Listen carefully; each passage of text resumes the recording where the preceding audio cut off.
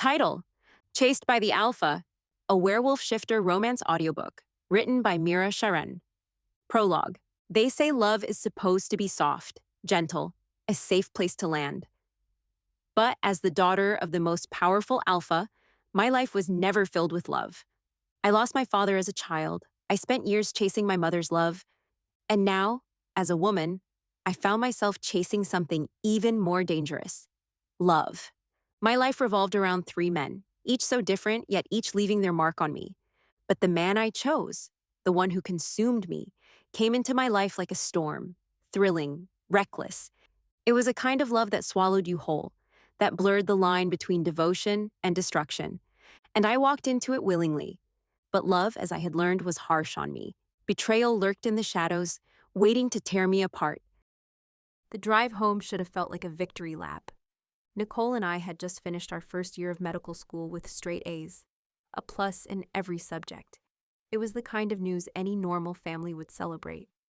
Nicole sat in the driver's seat, her auburn hair catching the sunlight as she laughed, gripping the steering wheel.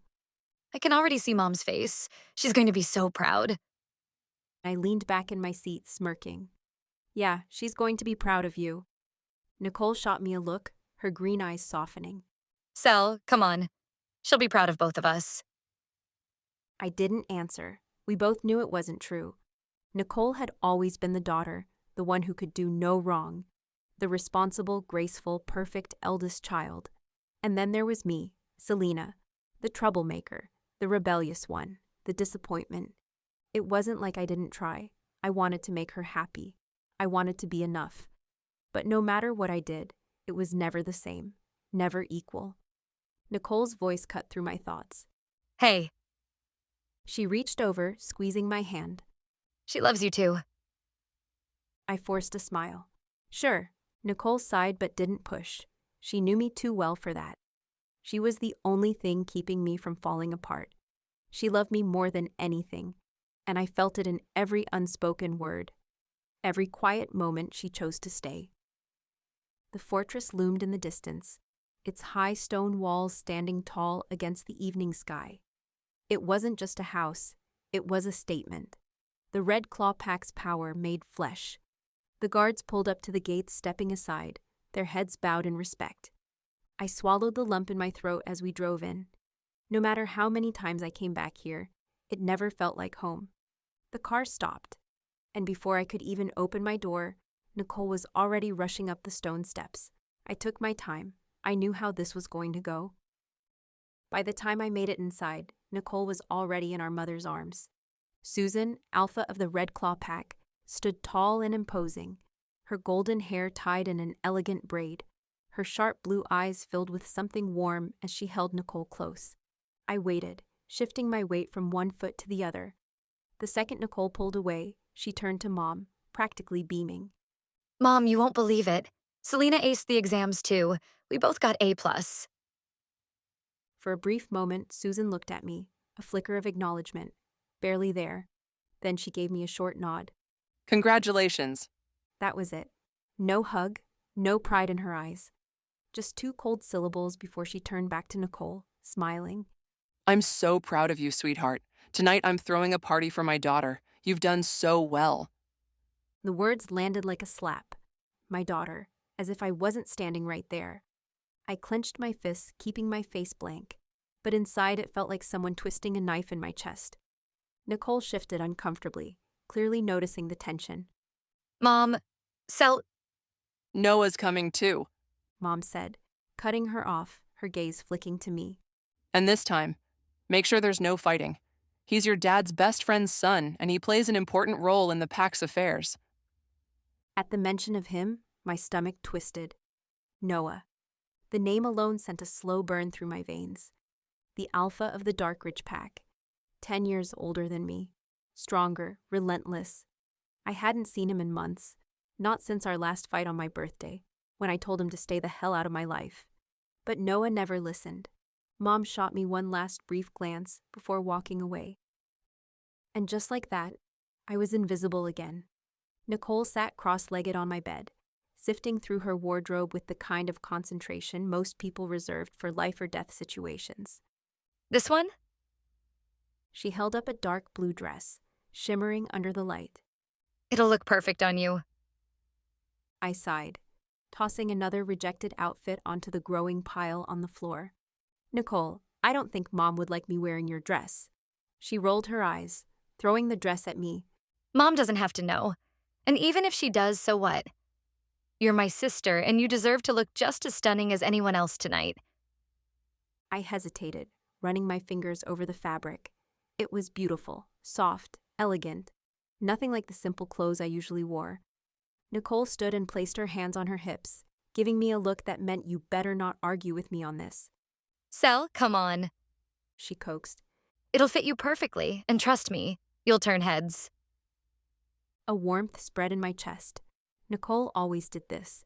She always made me feel seen when no one else did. I exhaled and nodded. Okay. She grinned. Good. Now just one thing before we go.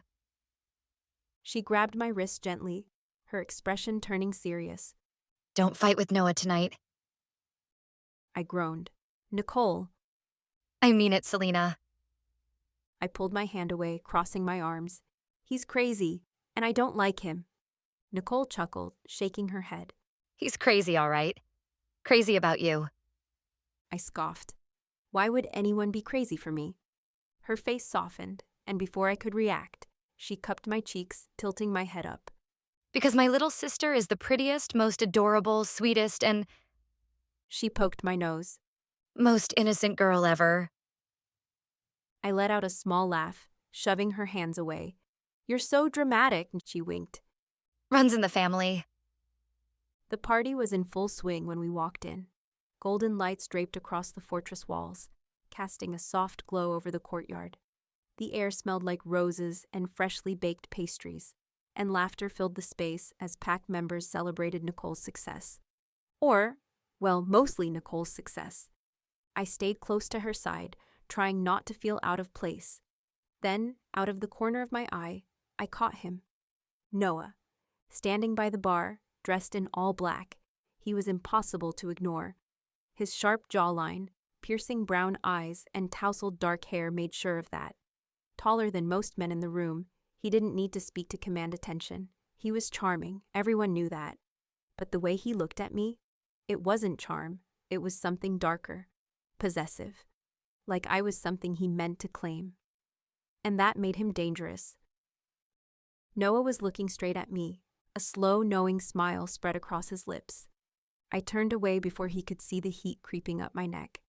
Instead, I smiled at one of the guests, pretending I hadn't noticed him at all. Nicole and I moved towards the cake table, where a crowd had already gathered. As we cut the cake together, laughter and cheers erupted around us. For a moment, everything felt light. Then, a voice from behind made my breath hitch. Selena. I turned, already knowing who it was. Noah stood there, closer now, his gaze intense as ever. Congratulations. He said, his voice smooth and steady.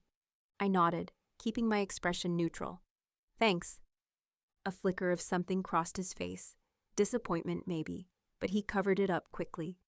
I wanted to say, He exhaled, rubbing the back of his neck. I'm sorry. About last time.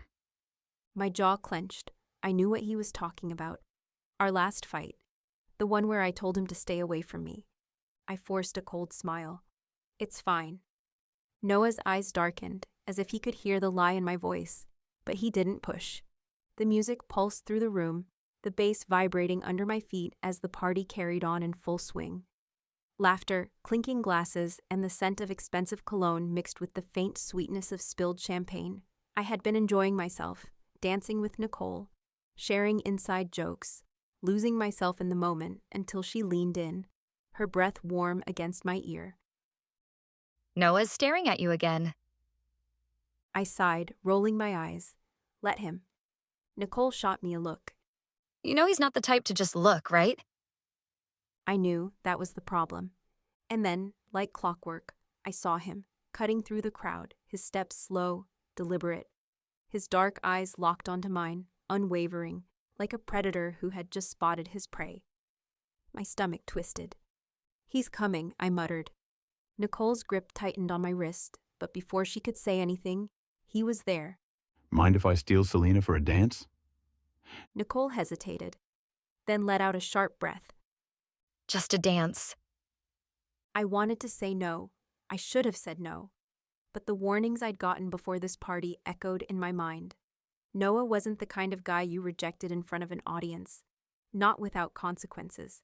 So, I forced a tight-lipped smile and placed my hand in his.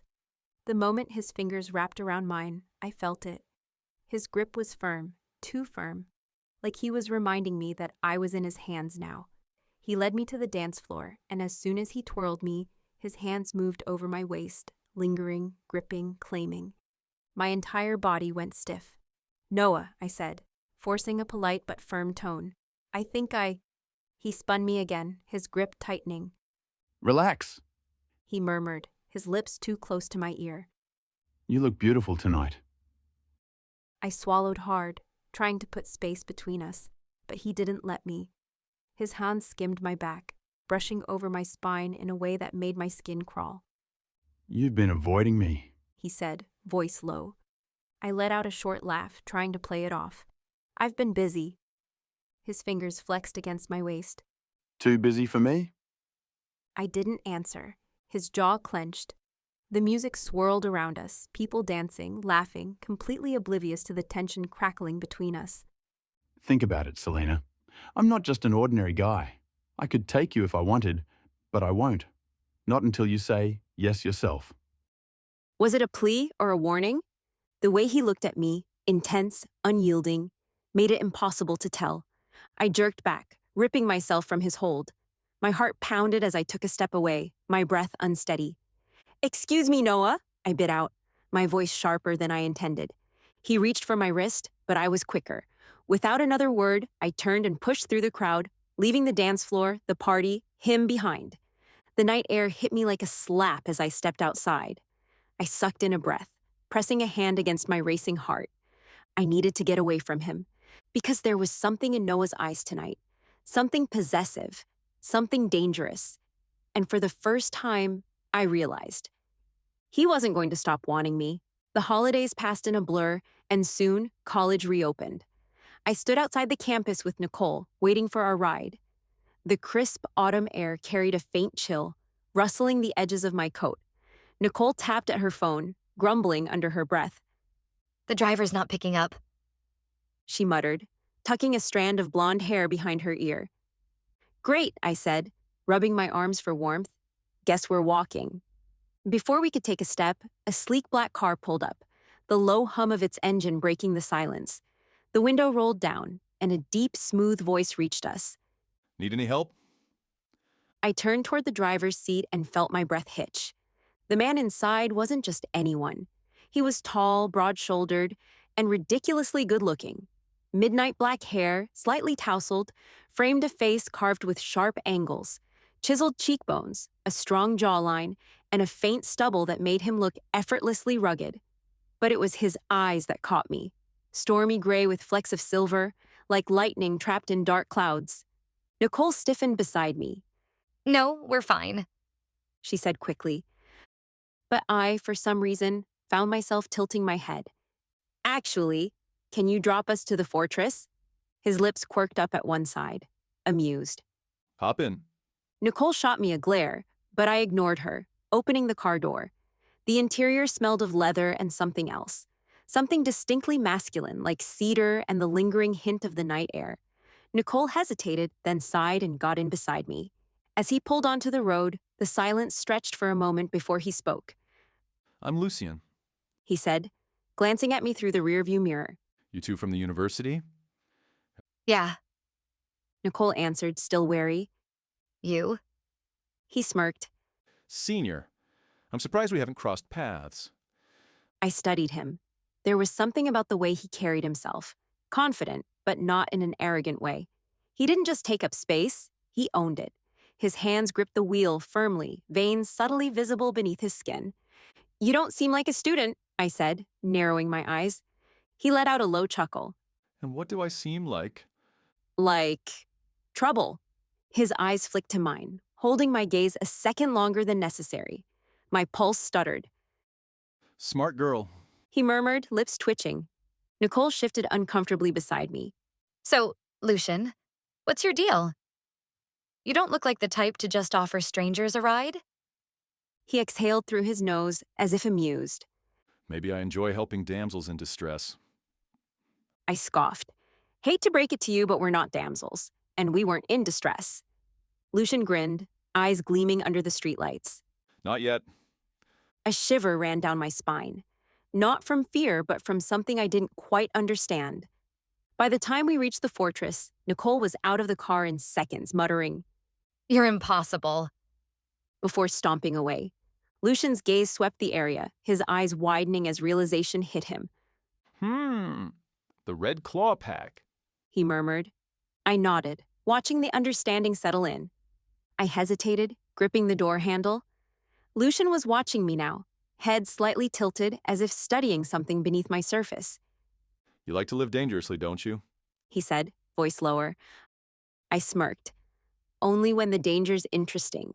His gaze darkened, the silver in his eyes catching the moonlight. Careful, Selena. His voice was almost a whisper. You might just get what you're asking for.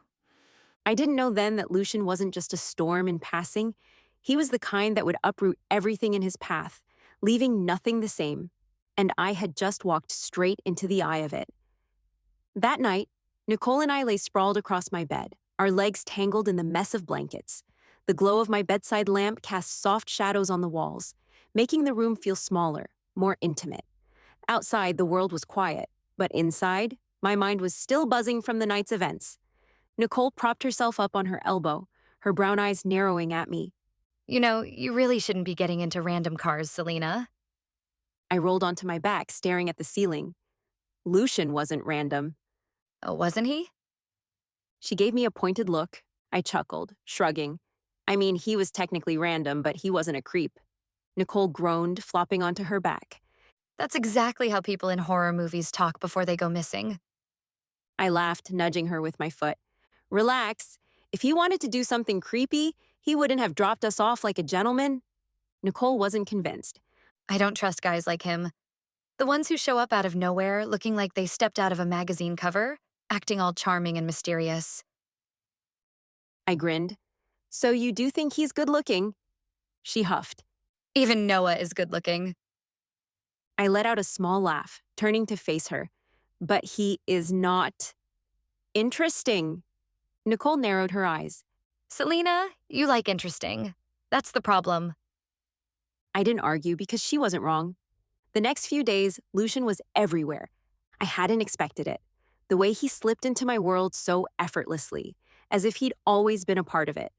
Sometimes I'd find him waiting in the canteen, casually leaning against a table waiting for me to have tiffin together. Other times, he'd cross my path on campus, his presence lingering even after he was gone. He had this effortless charm, the kind that made you forget to be careful. He'd throw an arm around my shoulder, pulling me into his jokes like we'd known each other forever.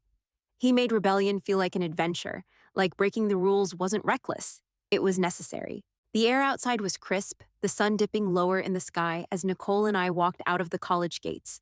Our backpacks hung lazily off our shoulders, the exhaustion of the day settling into our bones. Just as we turned the corner, a familiar voice called from behind. Selena. I didn't have to turn around to know who it was. Lucian. He had that kind of presence, the one that made the air feel charged, like the seconds before a storm. I glanced over my shoulder, and there he was, leaning against his sleek black car. He wore a fitted black shirt, sleeves rolled up to his elbows, revealing the veins in his forearms. His dark hair was slightly tousled, like he'd run his fingers through it one too many times. Nicole muttered under her breath. Oh, here we go.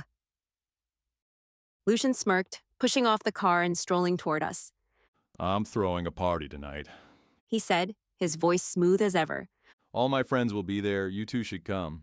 Nicole scoffed. We wouldn't be able to come. Our mom is strict. Lucian tilted his head, his gaze flickering to me. He didn't say anything, but his expression did all the talking. I sighed, turning to Nicole. I will be there, Lucian. He gave me a smile, the kind that could make any woman falter. I'll be waiting. He said softly. I nodded, and just like that, he was gone. Nicole crossed her arms. What was this? You know Mom will be disappointed. I linked my arm with hers. Just this once? She looked at me. Fine. She muttered. But if something goes wrong, it's your fault. When night fell, I stood in front of my mirror, smoothing down the black one-piece dress that hugged my body just right. It was simple but elegant, the hem ending just above my knees. I let my hair down in soft waves, adding just a hint of gloss to my lips. Nicole stood beside me, arms crossed. I still think this is a bad idea. I grinned, grabbing my purse. That's what makes it fun. She sighed, shaking her head. Just come back early. She muttered, waving me off. The night air was cool against my skin as I stepped out of the car, the faint scent of rain lingering in the breeze. Music pulsed through the air, deep and rhythmic, the kind that settled into your bones. I smoothed down my dress, a sleek dark one-piece that hugged my curves just right, and took a steadying breath. The moment I stepped inside, Lucian found me instantly. He was dressed in black as always. His shirt was unbuttoned just enough to hint at the defined muscles underneath, the sleeves rolled up to his elbows. His dark hair was tousled. A slow, knowing smile spread across his lips as he stepped towards me. Selena? He said, his voice smooth, as he walked toward me. His eyes trailed over me, taking in every inch. You came! I shrugged, feigning nonchalance, though my heart was already picking up speed. I said I would, didn't I? Lucian chuckled, stepping closer. The scent of his cologne wrapped around me, something rich and warm, intoxicating in a way I wasn't ready to admit. I'm glad you did. His fingers grazed my wrist, just for a second, but it sent a shiver up my spine. Lucian never left my side. The party was in full swing. People laughing, drinks flowing, music loud enough to drown out the world. But Lucian wasn't paying attention to any of it. Just me. You want a drink? He asked, already leading me toward the bar. I hesitated. I don't really... Trust me. He interrupted, tilting his head. One drink. I won't let anything happen to you, I promise. The way he said it, low and steady, made it impossible to argue. I took the glass he handed me and took a small sip. It was sweet, the warmth spreading down my throat. Lucian watched me with a knowing smile. Good girl. He murmured. The room felt lighter, warmer. Maybe it was the drink. Maybe it was the way Lucian's presence made everything else blur in the background. Come dance with me. He said suddenly, his fingers already reaching for mine. I let him pull me onto the dance floor, the music vibrating through my chest. Lucian's hands found my waist, firm yet careful, as he guided me into the rhythm. You're not bad at this. He teased, his breath warm against my ear. Neither are you, I shot back, my body moving in sync with his. We laughed, our movements turning playful. But then something shifted. Then the memories started flashing in my mind. The way Mom had always treated me, like I was nothing, just a responsibility. A burden she had to carry, not a daughter she wanted. I remembered the way she looked at me, her eyes always filled with something cold, distant. How she never hugged me the way she hugged Nicole, never looked at me with warmth. Birthdays came and went, but she never remembered mine. Not the way she remembered Nicole's. I clenched my fists, swallowing hard against the sting in my chest. Lucian must have noticed because his grip on my waist tightened, pulling me just a little closer, his eyes searching mine. You okay? He asked, his voice softer now. You seem... distracted. I swallowed, the buzz of the alcohol making my thoughts spill before I could stop them. It's just... my mom, I admitted, barely above a whisper. Lucian didn't say anything, just listened, his gaze steady. I don't think she's ever really loved me, I continued. Not the way she loves Nicole. I always felt like I was never enough for her. Lucian's jaw tensed. He didn't let go of me, didn't loosen his grip like most people would when they didn't know what to say. Instead, he pulled me even closer, his voice low. Why she does that, Selena? I blinked. I don't know, Lucian, but I wanted to be loved like Nicole, You're precious. he said, his fingers pressing slightly into my waist. And if she can't see that, then it's her loss. His words hit harder than I expected. I let out a shaky breath. Nicole loves me, though, I admitted, more than anyone. Lucian nodded. I can tell. She's always looking out for you. I nodded, the lump in my throat growing. Lucian's hand slid from my waist to my cheek, his thumb brushing against my cheek so gently it almost broke me. It's okay. One day maybe your mom will understand that you deserve love, Selena. He murmured. Forget it. Let's get another drink, I said, grabbing his hand and tugging him toward the bar. Lucian chuckled, letting me lead him, his grip warm and steady against mine. You're dangerous. He teased, amusement flickering in his eyes. And yet you're still following? I shot back, flashing him a smirk. We sipped our drinks, laughing and trading jokes, the rest of the party fading into the background. Lucian had this way of making me feel like I was the only person in the room, his attention never wavering. Come on, Lucy. One of his friends called from the dance floor, waving him over. Lucian barely glanced their way, his focus still on me. I'll be there in a minute. He shouted over the music. His friend just shrugged and turned back to dancing, but Lucian stayed right where he was, like he had no intention of leaving my side. By the time the party started winding down, I felt a little lightheaded. Not drunk, just warm. The world seemed softer. The edges blurred in a way that made everything feel too easy. Lucian noticed, his hand firm at my lower back as I tried to steady myself. Come on. He murmured. I'll take you home. The world outside spun slightly as Lucian walked me to his car, his arms strong around my waist, keeping me steady. The night air was crisp, sending a shiver down my spine, but his body heat pressed against mine, grounding me. I was a little too caught up in the way he made me feel like I belonged. Are you okay? His voice was deep, laced with concerned possessiveness. I nodded, though I wasn't sure if I was answering him or trying to convince myself. Lucian helped me into the car, his fingers grazing my thigh as he reached for the seatbelt. My breath caught, but he didn't linger, just fastened it. The drive was quiet, except for the faint hum of the engine and the distant sound of the city outside. I leaned my head back against the seat, eyes fluttering closed. I felt him glance at me, his fingers tapping lightly against the steering wheel. You shouldn't drink so much when you're upset. He murmured. I smirked, eyes still closed. Are you scolding me? He chuckled. No, nothing like that. I'm just looking out for you, that's all. Something in my chest ached at that. I wasn't used to it. Someone paying attention, noticing when I wasn't okay. By the time we pulled up outside my house, I felt the weight of exhaustion settle in. Lucian got out first, then walked around to open my door. I barely had the strength to lift my head before his hands were on me again. Strong, steady. He helped me out, his grip tightening just enough when I swayed slightly. Without thinking, I leaned into him, my forehead resting against his neck. His one hand curled around my waist, holding me close for a second longer than necessary. His scent was intoxicating, warm like leather and something slightly sweet. You'll be inside within seconds, Sel. He muttered, almost to himself. He reached for my phone with the other hand, unlocking it easily before pressing it to his ear. Nicole? He said, his voice calm but firm. Selena's outside. Open the door. There was silence, then a sharp sigh from the other end. Within seconds, the front door swung open.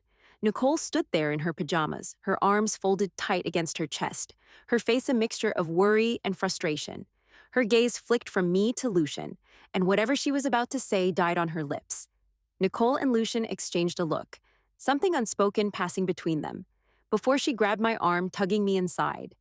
Lucian's touch lingered for half a second longer, like he was reluctant to let go. Then, with a slow exhale, he eased back, his fingers slipping away from my skin. Take care of yourself. Selena. He said, his voice quieter now, almost careful.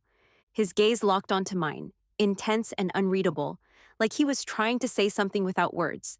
For a moment, I couldn't move, couldn't breathe. And then, just like that, he turned and walked away, disappearing into the night. We tiptoed through the dimly lit hallway, careful not to make a sound. The house was quiet, the kind of quiet that made my heart pound harder in my chest. We were almost to our room when Where have you two been? the voice cut through the silence like a blade. I froze. Nicole stiffened beside me. Mom stood at the end of the hallway, her arms crossed, her eyes sharp enough to pierce through my skull. For a moment, no one spoke. The weight of her gaze made my stomach sink. Nicole was the first to speak. Mom, Save it. Mom snapped, stepping closer. Do you think I'm stupid? I swallowed hard. My lips parted, but no words came out. Mom's eyes flicked to me, then down to my dress, her expression turning even darker. And you. She said, her voice dripping with disappointment. Look at yourself. Do you have any idea what time it is? Where were you? I lowered my gaze. Mom, it was just a party. Mom scoffed. A party? She took another step forward. Do you think that makes it okay? Sneaking out like this? Coming home smelling? Her nose wrinkled. Nicole looked at me, silently pleading for me to just stay quiet. So I did. Nicole sighed, rubbing her temples. Mom, please. No, enough. Mom's voice was final. Selena, go to your room. I didn't argue, not because I agreed, but because I knew there was no point. So I turned on my heel, my heels clicking against the floor as I stepped toward my room. But just before I shut the door behind me, I could hear Mom and Nicole's voice. How long are you going to keep shielding your little sister? Mom's voice was sharp, cutting through the silence. Mom, it was just one party. She's never even been to one before. Nicole said, her tone softer, almost pleading. Mom let out a frustrated sigh. I won't stand by and watch her ruin herself like this. Lying in bed, staring at the ceiling, I could still feel Lucian's hands on me. The way he pulled me close, the way he held me like I was only person that mattered. I felt something with him, something dangerous, something intoxicating. I didn't know if it was love or destruction, maybe both. I turned over, squeezing my eyes shut, until sleep claimed me. The canteen smelled of fresh bread and steaming coffee, but my stomach twisted with unease. My fingers drummed impatiently against the counter as the shopkeeper lazily packed my snacks. Hurry up, I muttered, my eyes locked on Nicole from across the campus.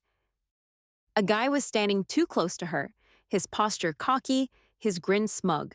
I couldn't hear what he was saying, but I could see the way Nicole's arms were crossed tightly over her chest, the stiff way she held herself. She wasn't amused. She was uncomfortable. My pulse sped up. Just as I was about to storm out, a sleek black Mercedes glided to a stop right in front of them. The car had the kind of presence that turned heads. It was polished to perfection, reflecting the bright afternoon sun. The door swung open. A man stepped out, and damn, he wasn't just handsome. He looked like he'd walked straight out of a high-fashion magazine. Golden blonde hair, effortlessly tousled, caught the light as he moved. His sharp, light blue eyes were calm but alert, scanning the situation in an instant. He had a smooth, fair complexion, a straight nose with the slightest curve at the tip, and a perfect smile that could probably melt the iciest of hearts. But right now, there was no smile. There was just him, 6 feet of quiet confidence, broad shoulders under a fitted black shirt, long legs wrapped in tailored jeans. He moved like he belonged anywhere he went, like the world itself adjusted for him. He didn't move, didn't say a word. He just stood in front of Nicole, his gaze locked onto the guy teasing her, his eyes dark, intense, unreadable. Nicole looked surprised.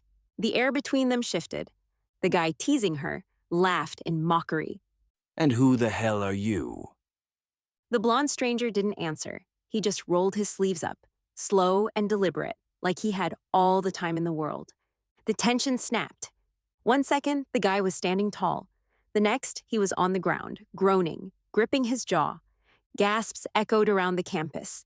A group of girls near the library practically swooned, whispering excitedly to each other. I rushed toward them, my sneakers kicking up dust as I crossed the lawn. By the time I reached, the blonde guy was shaking hands with Nicole, his expression softer now. Are you okay? Nicole nodded, still slightly stunned. I slowed down, taking him in properly up close. His features were softer than I expected for someone who had just knocked a guy out. Gentle, even. There was no arrogance, no aggression lingering in his eyes. Just quiet concern. Nicole turned to me. Selena, this is Taylor. Taylor extended a hand, his grip firm but warm. Nice to meet you. His voice was smooth like honey and silk. I shook his hand, feeling the calluses on his palm. He might have looked polished, but there was strength beneath it. He smiled slightly. I'm new here. If you ever need anything, just ask. I didn't know why, but something about the way he said it made me believe him. Nicole, Taylor, and I walked toward the classroom together, the whispers of the crowd still buzzing behind us. The sun was setting, painting the sky in soft shades of pink and gold as the three of us walked out of the campus gates. The air was warm, carrying the scent of freshly cut grass and distant street food. Nicole was scrolling through her phone. Taylor walked beside me with his hands in his pockets. And I was just about to say something when a familiar voice cut through the air. Selena, Nicole. I turned. Lucian. Dressed in his usual dark attire, he leaned against his sleek black car, his sharp eyes locked onto me. His presence was impossible to ignore. Tall, broad-shouldered, with an air of confidence that made people either admire him or fear him. He had that effortless, dangerous charm, the kind that could pull you in before you even realized what was happening. His lips curled into a smirk. Are you free tonight? Before I could answer, Taylor's voice cut in, steady and smooth. Where are you going? Lucian's gaze snapped to Taylor, his smirk fading just slightly.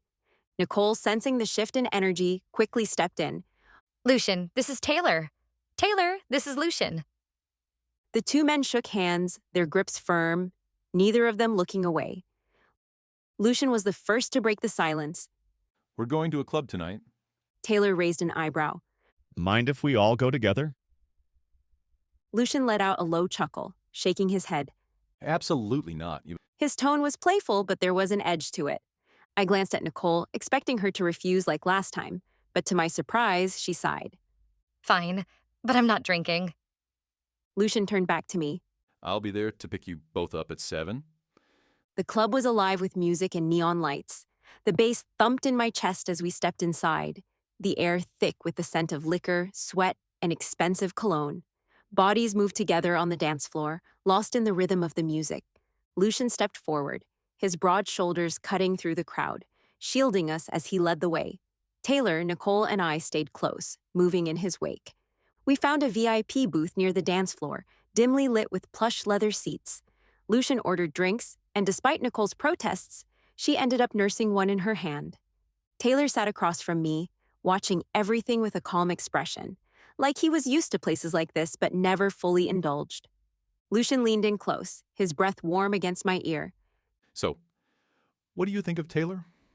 I looked at him, slightly amused. What kind of question is that? Lucian tilted his head, studying me. Just curious. Before I could answer, Taylor spoke up. Well, I am not a werewolf like you all. Lucian smirked, leaning back. So you are a human? Taylor took a sip of his drink, eyes never leaving Lucian's. Yes, I am a human. Lucian leaned back in his seat, I've heard about humans. Well, they are cruel to animals. his voice laced with disdain. Taylor didn't flinch. Not all of them. He said calmly. Some love them. Lucian let out a dry chuckle. Love them or keep them for their own convenience? Taylor met his gaze, unwavering. Love them. Protect them. Care for them like family. Lucian scoffed but said nothing, his expression unreadable. The tension between them was thick, almost suffocating, like a storm brewing just beneath the surface. Nicole and I exchanged a glance, both unsure of how to handle the situation unfolding before us. And where are you from, Lucian? Taylor's voice cut through the silence. Lucian's smirk grew wider, but something flickered in his eyes. Everywhere and nowhere. Nicole rolled her eyes. That's not an answer. Lucian chuckled. All right, I grew up in Darkridge Pack. My father is one of the highest-ranking commanders there. And I am the beta. I froze. His words sank in, and my grip tightened around my drink. Darkridge Pack, the same pack Noah ruled as Alpha. Lucian had never mentioned that before. Nicole's eyes widened in surprise. You never told that you belonged to Darkridge Pack? Lucian's gaze flickered to her, calm and unreadable. I didn't think it was important. Does it change anything? It doesn't. I cut in, my voice firm. Nicole shot me a glare, her lips brushing my ear as she whispered, low enough for only me to hear. 2 days ago, you were practically spitting fire at the mention of Noah. Remember? Well. If you two sisters are done with your little secret meeting, can we dance?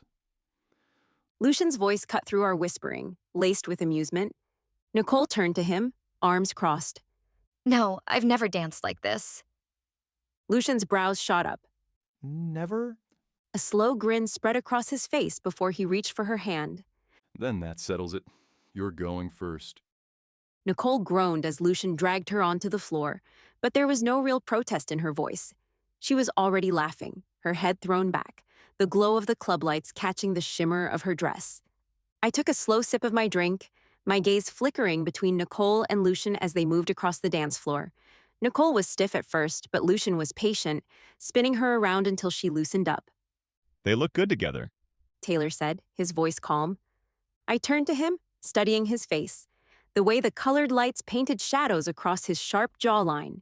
He sat there, one arm draped casually over the booth, his fingers tapping against his glass. I tilted my head. So, are you from? Taylor took a slow sip of his drink before answering. Well, I come from a royal family. I blinked. Royal? His lips curved into a knowing smile. My family owns several businesses, restaurants, hotels, you name it. I nearly choked on my drink. Wait, you're rich? He gave a small, almost shy smile. Something like that. There was something effortless about him. His confidence wasn't loud, but it was there, woven into the way he spoke, the way he looked at me, the way he seemed completely unfazed by everything around him. I glanced at Lucian again, watching the way he spun Nicole, the way she laughed. It was innocent, I knew that. Nicole wasn't the type to flirt, and Lucian, well, he wasn't the kind of man to be doubted. But still, something about the way they moved together made my stomach tighten. Taylor followed my gaze and let out a low chuckle.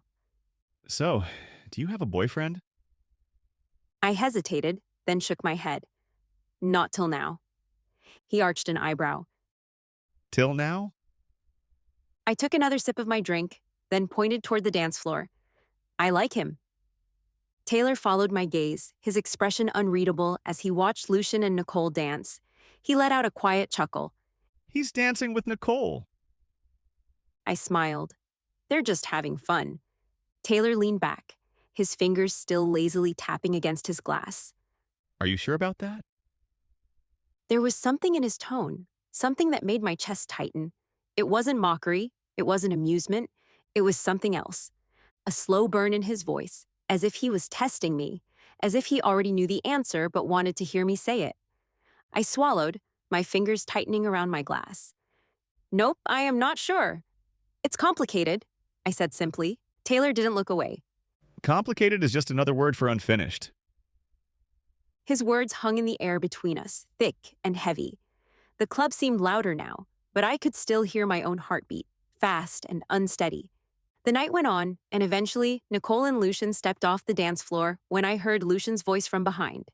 Hey, wanna dance? I turned, ready to say no, but before the words could leave my mouth, he grabbed my hand and pulled me onto the dance floor, his grip firm on my hand. The moment our bodies moved together, I felt it. The heat between us, the tension humming in the space that barely existed between us. His grip on my waist was firm, his fingers pressing into me like he had no intention of letting go, like he hadn't held Nicole the way he was holding me now.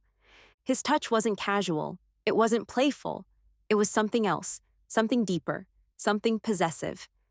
And when I looked up, his eyes were already on me, dark and intense, like he was daring me to say this didn't mean anything. Then across the dance floor, I saw Taylor and Nicole. Taylor was watching, not with jealousy, not with anger, just watching. And for some reason, that made my heart beat faster. His words lingered in my mind. Lucian's hand pressed against the small of my back, pulling me closer until there wasn't even a whisper of space between us. His brows were drawn together, his dark eyes searching mine like they held all the answers he needed. What's wrong? He asked, his voice softer than I expected. I swallowed, shaking my head. Nothing. His grip tightened, fingers digging into my waist like he didn't believe me, like he could feel the truth buried beneath my words. Sel. His voice was low, almost pleading. What's wrong? I shook my head again, but this time it felt weaker. Lucian's jaw tightened, his gaze never leaving mine. Then, without warning, he leaned in closer, his lips almost brushing my ear as he whispered, Tell me the truth. A shiver ran down my spine. My fingers curled against his shoulder, nails digging into the fabric of his suit. I don't care, I lied. Lucian exhaled, the sound sharp and frustrated. Don't do that. He said, his voice rougher now. Don't lie to me. I opened my mouth, but before I could say anything, his hand slid down to my hips, pressing me flush against him. My breath hitched. You're upset because I danced with Nicole? He murmured, his lips barely an inch from mine. I turned my head slightly, refusing to meet his eyes, but that only made him tilt his head, his nose brushing against my cheek. I didn't think about it, Sel. I swear. He admitted, his voice filled with something almost like regret. But I'll never dance with Nicole again. My heart clenched. Lucian, it's not. No. He cut me off, shaking his head. If it hurt you even for a second, I won't do it again. It's not like that, Lucian. She is my sister, I said, my voice firm. Still, I won't. I will keep my distance. He whispered. I believe him. I let those words wrap around my heart and mend the small, aching cracks. And Lucian wasn't just words. He was actions, impulsive and reckless. And the way he looked at me now, like I was something fragile, something breakable, only made it harder to breathe. My fingers gripped his suit tighter, my body betraying me, leaning into his warmth, into the promise hidden in his touch. The night air was crisp as Nicole and I drove back to the fortress, the steady hum of the engine filling the quiet between us. Neither of us spoke for a while, the glow of passing streetlights flickering over our faces. Finally, she broke the silence. Well, Lucian isn't as bad as I thought. I glanced at her, smirking. See? Told you, but you never believe me. Nicole turned slightly, studying me. Do you like him? My fingers tightened around the steering wheel, but I forced a laugh, keeping my eyes on the road. Come on, do you really think he's interesting enough for me to like? Lucian was a storm, wild, unpredictable, impossible to ignore. He pulled me in without even trying, and that was the problem. Nicole chuckled. So you don't like Noah? You don't like Lucian? Who do you like then? Taylor. I let out a sharp laugh, the sound spilling out louder than I expected. By the time we reached the fortress, my stomach was in knots. It wasn't just the night's events. It was the fear of what was waiting for us inside. Nicole and I exchanged a glance before stepping out of the car, our movements cautious as we approached the entrance. The stone walls loomed over us, the fortress standing tall against the moonlit sky. We barely made it past the gates when a guard approached. Alpha is out. He informed us, his expression unreadable. She went to visit the Darkridge Pack. Relief crashed over me so fast my knees almost buckled. Nicole let out a breath. We're safe. She muttered, grabbing my wrist and pulling me inside before anyone changed their mind. The halls were dimly lit, the flickering torches casting long shadows against the cold stone. I felt the weight of exhaustion settle over me as we climbed the stairs to our rooms, my mind still tangled in thoughts of Lucian. By the time I collapsed onto my bed, my body was screaming for rest. But sleep didn't come easily, because no matter how much I tried to push them away, Lucian's hands, his voice, everything about him haunted me in the darkness. Morning light spilled through the window, soft and golden. But the moment I saw Mom standing in the doorway, I knew peace was out of the question. She had that look, the one that meant she was about to make a decision I wouldn't like. Get up. She said, her voice firm. Nicole, you're needed. Nicole groaned beside me, rolling onto her side. Needed for what? There's a pack meeting outside the territory. Mom said. Nicole, pack your bag. You're coming with me. Nicole sat up, rubbing her eyes. And Selena? Mom didn't even look at me. She's staying here. I frowned, sitting up straighter. Why? Mom turned to me then, her dark eyes sharp. Because there's no use taking you when you have no interest in pack affairs. Heat rushed to my face. That's not true. She folded her arms. Oh? Since when? I clenched my fists. Since now. Nicole shot me a look, half warning, half amused, but I ignored her. I wasn't a kid anymore, and I hated how easily Mom dismissed me. I want to go, I said, my voice more urgent. No. Mom said simply. End of discussion. I opened my mouth to argue, but Mom cut me off. Be ready in 30 minutes, Nicole. And you. She turned to me. You are staying here. Noah will keep visiting you. If you need anything, just ask him. She said, turning away. I don't need him, Mom. I shouted, but she had already left. And I was left behind. I spent the rest of the morning trying not to sulk, but it was impossible to ignore the knot in my stomach. Being left out shouldn't have bothered me this much. I never cared about these meetings before. But maybe it wasn't about the meeting at all. Maybe it was about proving something. To Mom, to myself. I sighed and grabbed my bag, heading to college. By the time I arrived, the campus was buzzing with life, but I barely noticed. My mind was still tangled in frustration, and I didn't snap out of it until I heard a familiar voice behind me. Selena. I turned to see Lucian, his tall frame moving toward me with easy confidence. His dark hair was slightly messy, like he'd run his fingers through it a few times. Where's Nicole? He asked, falling into step beside me. I adjusted my bag on my shoulder. She's out of the territory with Mom? His brows lifted slightly. And you're here alone? I nodded. A slow smirk tugged at his lips. Then I guess I'm keeping you company. At first, I thought he was joking. Lucian had always been around, always teasing, always watching. But today was different. He didn't just walk me to class. He stayed. He sat beside me, even though he wasn't in the same class. He leaned in close when he spoke, like whatever he had to say was a secret meant just for me. I spotted Taylor in the classroom. He waved, offering me a soft smile, but it didn't quite reach his eyes. I waved back without thinking.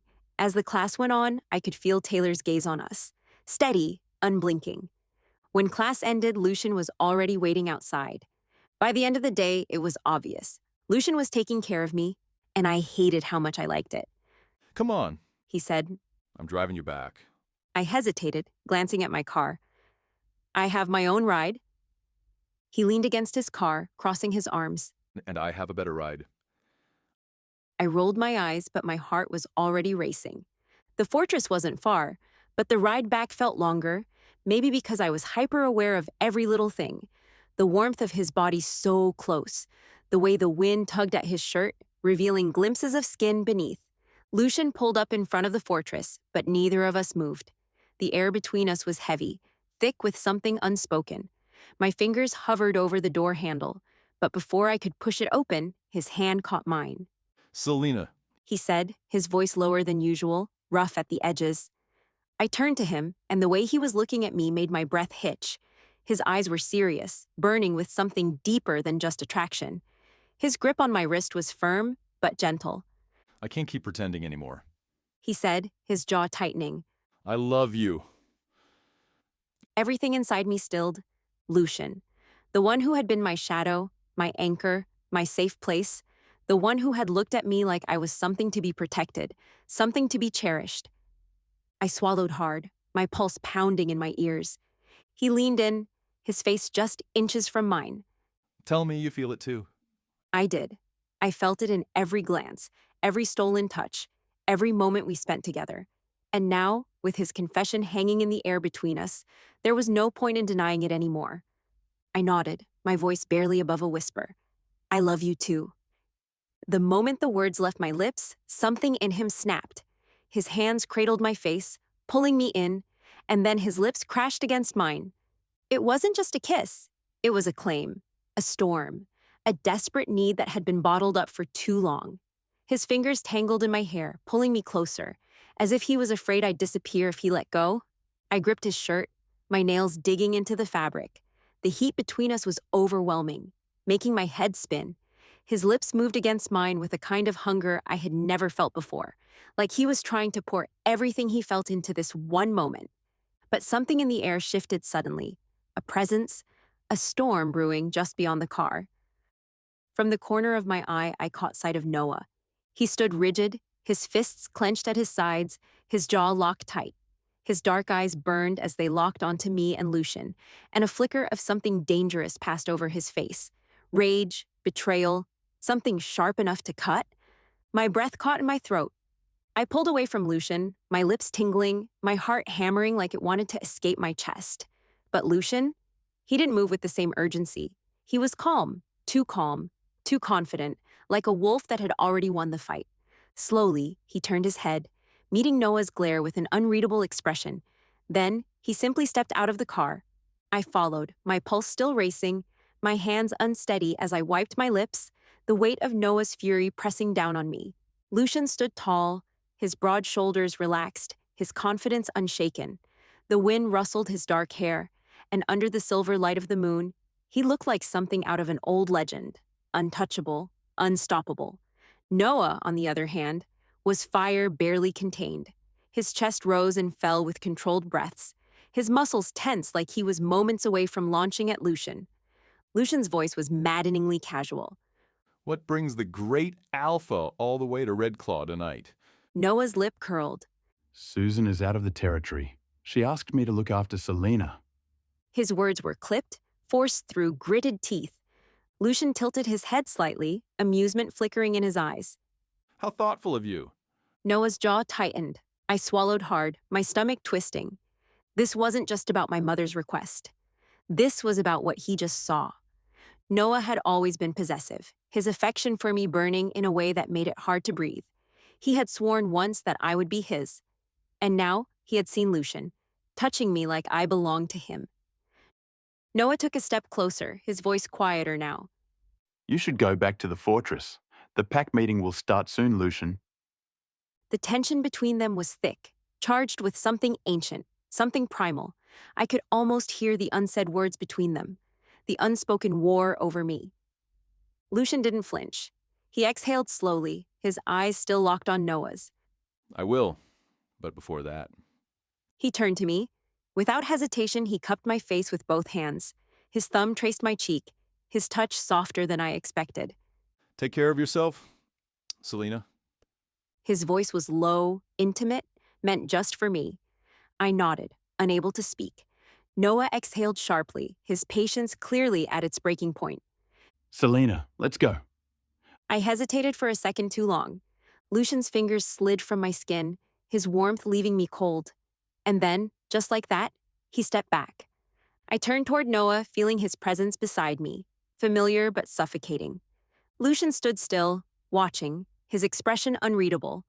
But there was something in his eyes, something that told me this wasn't over, not by a long shot. Noah walked beside me as we entered the fortress. His footsteps were heavy, his jaw locked tight. He hadn't spoken since we left Lucian behind, and I could feel the tension radiating off him like heat from a wildfire. When we reached the grand staircase, he finally broke the silence. I'll be in the library. He said, his voice low, rough around the edges. If you need anything, just He hesitated, like he wanted to say more, but swallowed it down. let me know.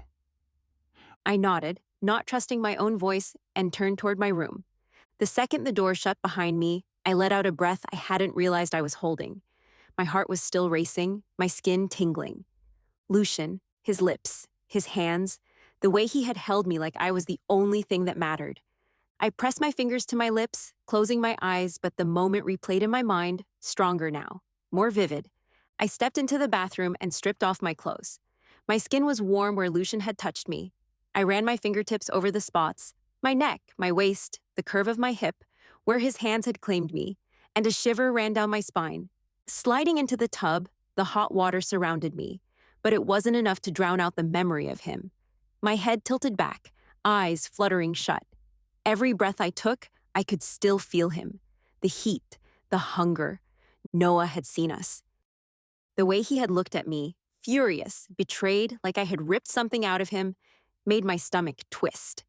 I sighed, running a hand through my wet hair, trying to push away the mess of emotions tangled inside me.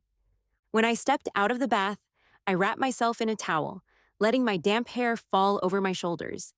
I stood in front of the mirror, combing through the dark strands, trying to clear my thoughts. And then, the door creaked open. I spun around, my breath catching. Noah stood in the doorway. His chest rose and fell heavily, his eyes dark, unreadable. But the second they landed on me, everything changed.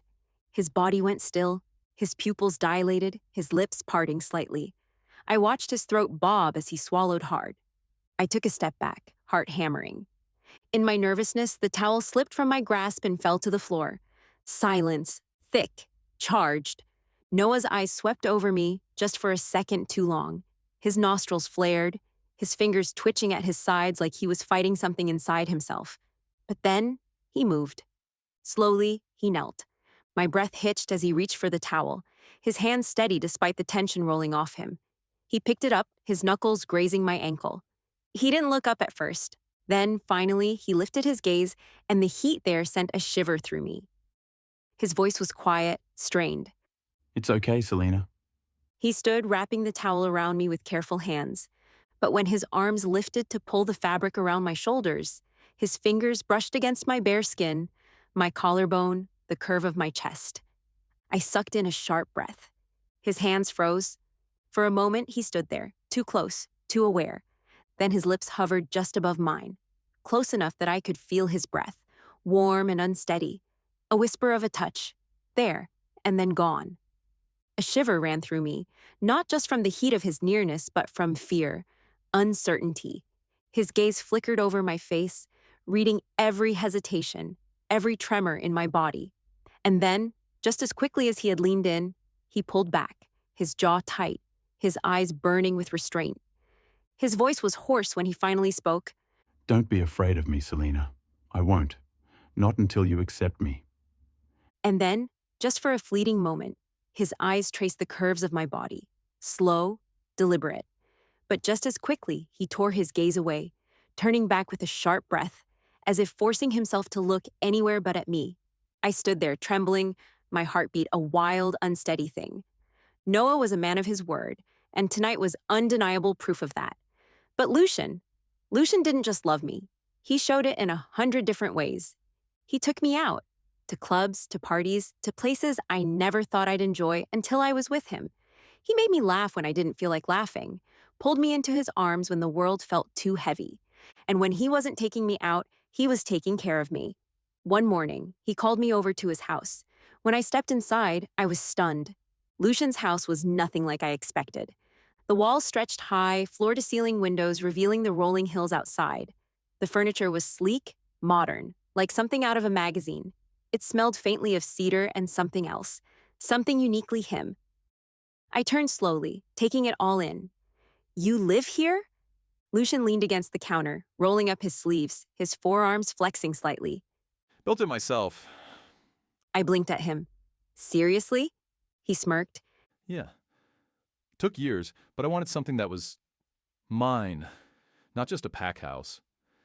There was something about the way he said it. Like this wasn't just a house. It was proof of something. Proof that he could stand on his own without anyone's approval. Then, he did something even more surprising. He cooked. I sat on the counter watching as he moved around the kitchen like he belonged there, like he had done this 1,000 times before. The smell of butter and garlic filled the air, making my stomach growl. You can cook? I asked, laughing. He shot me a look. You think I survive on charm alone? I grinned, resting my chin on my hand. Well, it does get you pretty far. Lucian smirked, shaking his head as he stirred the pan. Lunch was perfect, warm, familiar, like something I had been missing without even realizing it. We laughed, looking through old photos, memories frozen in time. Some made us laugh until tears formed in our eyes. Others made us quiet, lost in the past. Then, Lucian pulled something out that made my breath hitch, a painting. I had an artist make this. He said, lifting the massive canvas, revealing an oil painting of me. It was beautiful, delicate brush strokes capturing every detail of my face, my eyes, the curve of my lips. It was breathtaking. Lucian watched me closely, his voice softer now. It belongs here. Together, we fit the painting onto the wall. His fingers lingered on mine for a second longer than necessary. When it was finally up, he turned to me, cupping my face. You don't know how much I love you, Selena. His words hit me deep, but the moment shattered when last night flashed in my mind. I had to tell him. I swallowed hard. Lucian, I need to tell you something. His gaze sharpened. What is it? I took a breath, steadying myself. Last night, when I was in my room, Noah came in. Lucian's expression darkened instantly. What? I pushed forward. I was in a towel and it slipped. He saw me, but he didn't do anything. He picked it up, wrapped it around me. I hesitated, barely brushed my lips before pulling away. Lucian stood rigid, every muscle locked with jealousy. His jaw tightened, and a slow, burning anger flickered in his eyes. I couldn't hold his gaze any longer. He watched me in silence, his stare heavy, possessive, so intense it felt like it could set the whole world on fire. And then something snapped in him. Lucian grabbed my waist possessively, pulling me close, his grip firm. He thinks he can have you. His voice was low, dangerous. He thinks you're his to look at, to touch. I met his gaze, and before I could answer, his lips crashed against mine. Hard, demanding. I gasped against his mouth, my fingers clutching his shirt as he kissed me like he needed to prove something. His hands slid up my sides, his fingers gripping the fabric of my dress in frustration. Then he tugged it down over my shoulder. His movements urgent, desperate, possessive. Mine. He muttered against my skin, his teeth grazing my collarbone. Heat curled low in my stomach as his mouth traveled along my neck, biting, soothing, claiming me in a way that made my knees weak. I closed my eyes, feeling the heat of him. He was dominant, authoritative like I had never seen before, and I surrendered to the moment.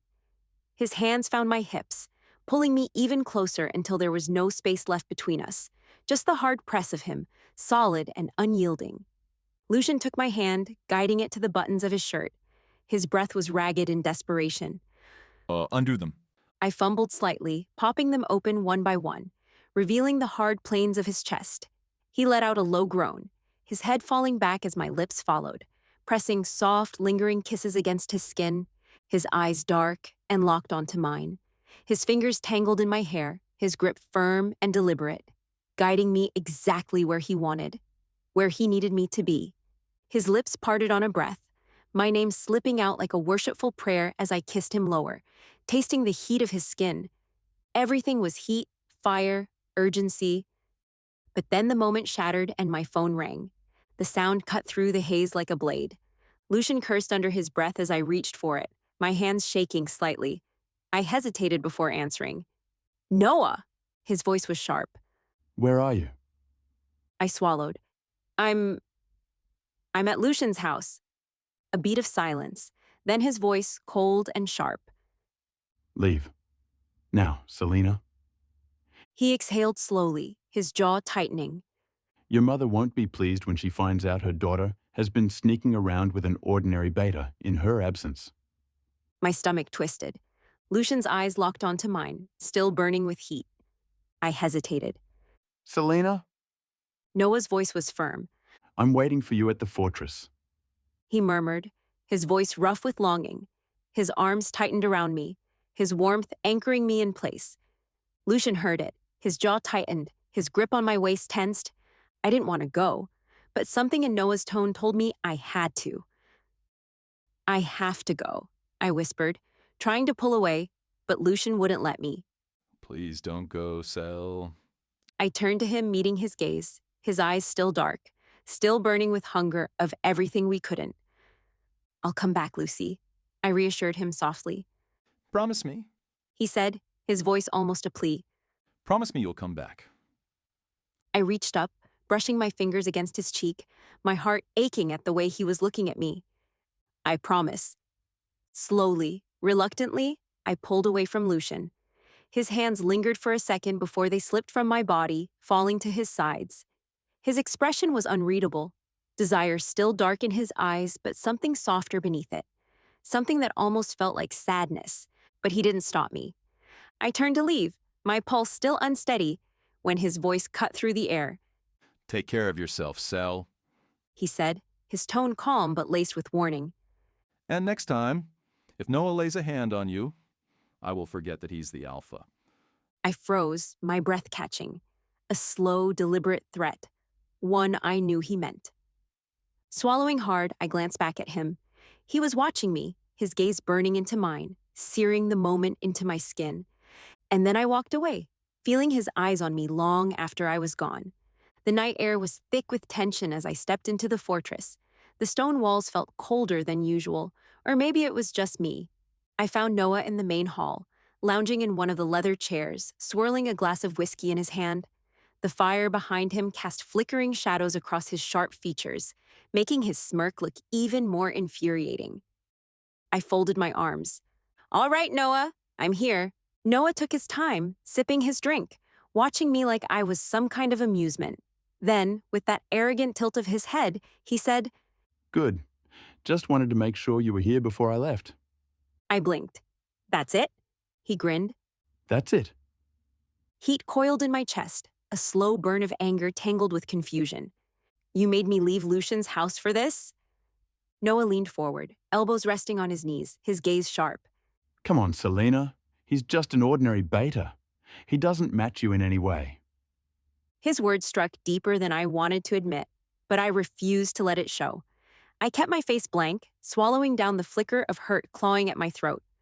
Noah stood, smoothing out his sleeves like he hadn't just thrown a dagger into my chest. Good night, Selena. I didn't respond. He lingered for a second, his lips curling into a smirk before he finally walked away. 2 days of silence. Lucian hadn't answered my calls, hadn't shown up at college, hadn't given me anything. By the second day, my chest felt hollow. My mind kept replaying our last moment together.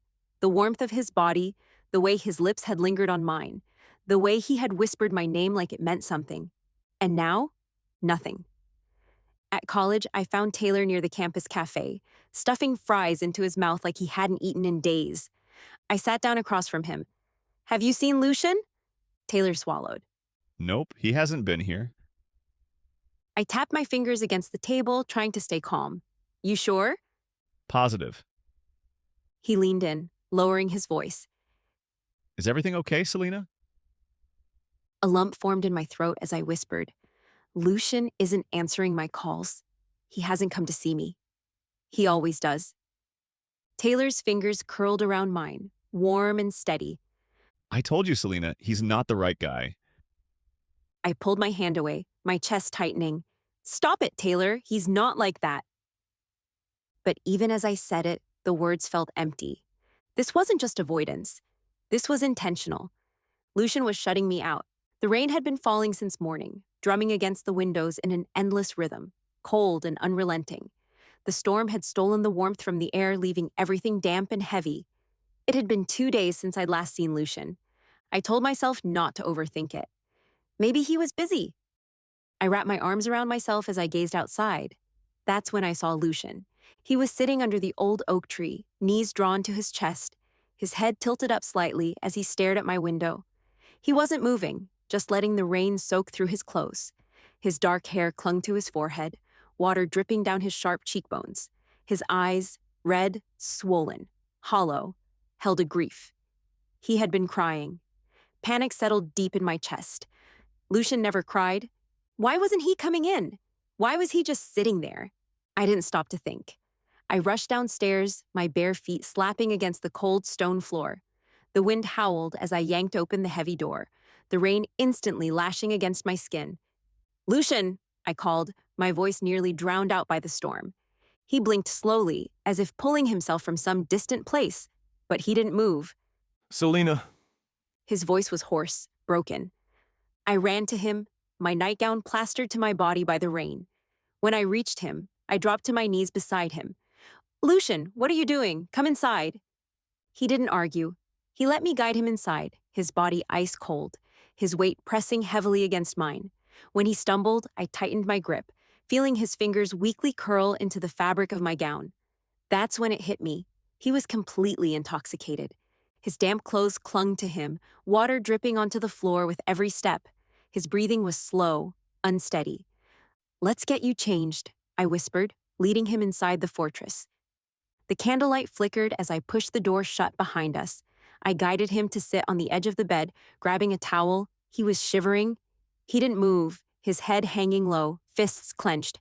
The rain outside beat against the glass, a reflection of the storm brewing inside him.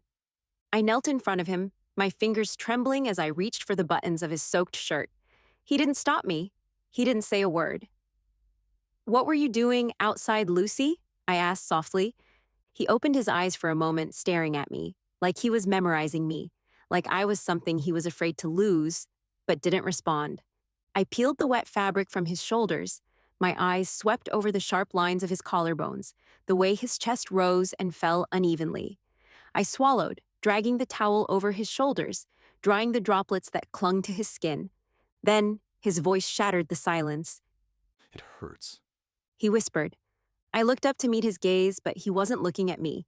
His gaze fixed on the floor, his jaw tight. What hurts? Staying away from you. My heart lurched. Lucian, what are you talking about? I didn't mean to. He continued, his voice hoarse. I didn't want to, but it happened, Selena. I fell for you. I froze. My hands, my breath, my heart, everything stopped at his words. Why didn't he want to love me? The question clawed at my chest. Lucian. He lifted his head then, and the raw pain in his eyes made my stomach drop. And now, it hurts to stay away from you. Something sharp stabbed through my chest. You don't have to stay away from me, okay? He didn't answer. Instead, he cupped my face, his thumb grazing my cheek. His hands were shaking. Can I ask you something? He asked, his eyes now glistening with unshed tears. I nodded, my heart shattering at the sight of him. Do you love Noah? He asked almost hesitantly. The question hit me like a slap. Anger surged inside me, and before I could think, my palm cracked against his cheek. The sound echoed in the quiet room. Are you out of your mind? I snapped, my chest heaving. Don't ever say that again. Lucian didn't flinch. He just stared at me, his lips parted, his breathing ragged. Then, something in him shattered. In one swift motion, he grabbed my wrist and pulled me onto his lap. His thumb traced slow, shaky circles against my jawline before sliding down to the curve of my neck. I could feel the hesitation in his touch, the war he was fighting within himself. His breath was uneven, hot against my skin as he buried his face into my neck. I felt the damp heat of his breath, the way his body trembled against mine. Tears slipped down his cheeks, his grip tightening. I don't want to let go. He whispered, his voice breaking. I lifted his face to meet mine, and his eyes, God, those eyes were darker than I'd ever seen them. Desperate, unbearable. His pupils blown wide, like a man drowning, reaching for the only thing keeping him afloat. You don't have to, I whispered, trying to calm whatever storm was brewing inside. I wiped his tears away gently, threading my fingers into his hair. Lucian stared at me for a long time, and then his mouth crashed against mine. His hands cupped my cheeks, fingers pressing just enough to part my lips. And then, his tongue slipped between them. It wasn't soft, it wasn't careful. It was possession, a silent vow, a desperate, messy, punishing kiss that stole the air from my lungs. I gasped against him, my hands pressing against his chest. Lucian! He shook his head in denial. You are mine, Sel. He whispered, his voice rough with need. It was just who he was, stubborn, dominating, and fiercely possessive, and I let myself drown into his heat. His lips crashed against mine again, fierce and unyielding.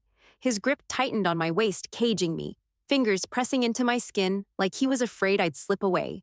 His lips dragged down my jaw, my throat, lingering on the spot where my pulse hammered beneath his mouth.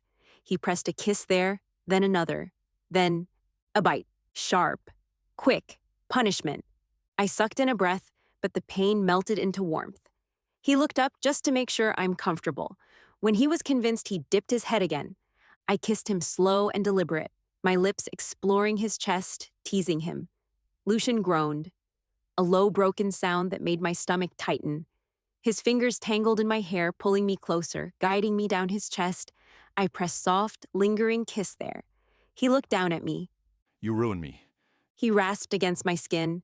His teeth grazed my shoulder before his hand slid down, gripping the damp fabric of my gown possessively, as if claiming is the only way left for him. Frustration flickered across his face, his fingers twisting into the fabric before he tore it. The fabric fell to the ground, leaving me open and vulnerable. A gasp caught in my throat, heat rushing to my cheeks. He lifted his gaze, his breathing heavy. His eyes swept over my body with an intensity, taking in every inch of me. But there was no judgment in his gaze, only love, raw and unshaken. Say it. He murmured, his hands tracing the curve of my chest. Say that you love me and only me. His voice was raw, almost pleading. My chest ached. I love you, Lucian, If it is so, then spread your knees for me. he demanded, his voice filled with hunger. Before I could process his words, he lifted me, positioning me above his lap, my knees on either side of his thighs. His hands gripped my hips, firm, possessive, his body pressing into mine, his fingers digging into my skin. I want you to feel me. His voice broke. Tears streamed down his cheek. For one last time. I wiped his tears with my fingers. Don't say that, Lucy, I whispered, but I could say. He didn't believe me. My hands moved to his shoulders for balance as I slowly lowered myself onto him. His grip on my hips tightened as he pushed against me, his body moving with a desperation that made my head spin. His lips never left mine, his fingers digging into my skin, his breath mingling with mine. His movements became urgent and frantic as he pushed harder against me. It wasn't just passion, it was pain. It was love. And I didn't even know it. The morning light slipped through the heavy drapes, casting a golden glow over Lucian's bare chest. His arm was draped over my waist, his breath warm against my neck. I lay still, my body tangled with his, my skin still humming from the night before. Every touch, every whispered plea still clung to me like a ghost I wasn't ready to let go of. But the moment was short-lived. A knock, loud, sharp, unforgiving. Lucian sat up, his hands framing my face, his gaze steady and unshakable. It's Noah. You don't need to worry. I'll handle him, okay? He whispered, but the moment he said his name, a chill ran through me. Panic coiled tight in my chest, stealing my breath. Lucian got up from the bed, yanking his clothes on in sharp, impatient movements. The warmth of his body was gone in an instant, replaced by the cold air that rushed between us. His jaw was tight, his shoulders tense as he pulled his shirt over his head, then reached for the leather straps of his belt. Another knock, this time accompanied by a voice. Noah. Lucian, He called from the other side of the door, his tone edged with anger. Put on your clothes, Sel. He said, looking over his shoulder. I followed, bare feet hitting the cold ground. The torn fabric of my gown was scattered on the floor, but I didn't care. I barely had time to grab a cloak from the chair before. The door burst open with a force that rattled the walls. Noah's dark eyes flicked between Lucian and me, then to the torn fabric of my gown, his face twisting with fury. My heart stopped. what the hell did you do? His voice was sharp, raw. He wasn't asking me. He was asking him. Lucian didn't flinch, didn't even try to explain himself. Noah's fists clenched. You knew. She is supposed to be my Luna. Lucian exhaled through his nose, his jaw tight. You touched her like she was yours. Noah's voice cracked. He took a step closer, his entire body trembling with rage. You were not supposed to fall for her. Lucian didn't respond, but his entire body was tense, like he was holding himself back from tearing Noah apart.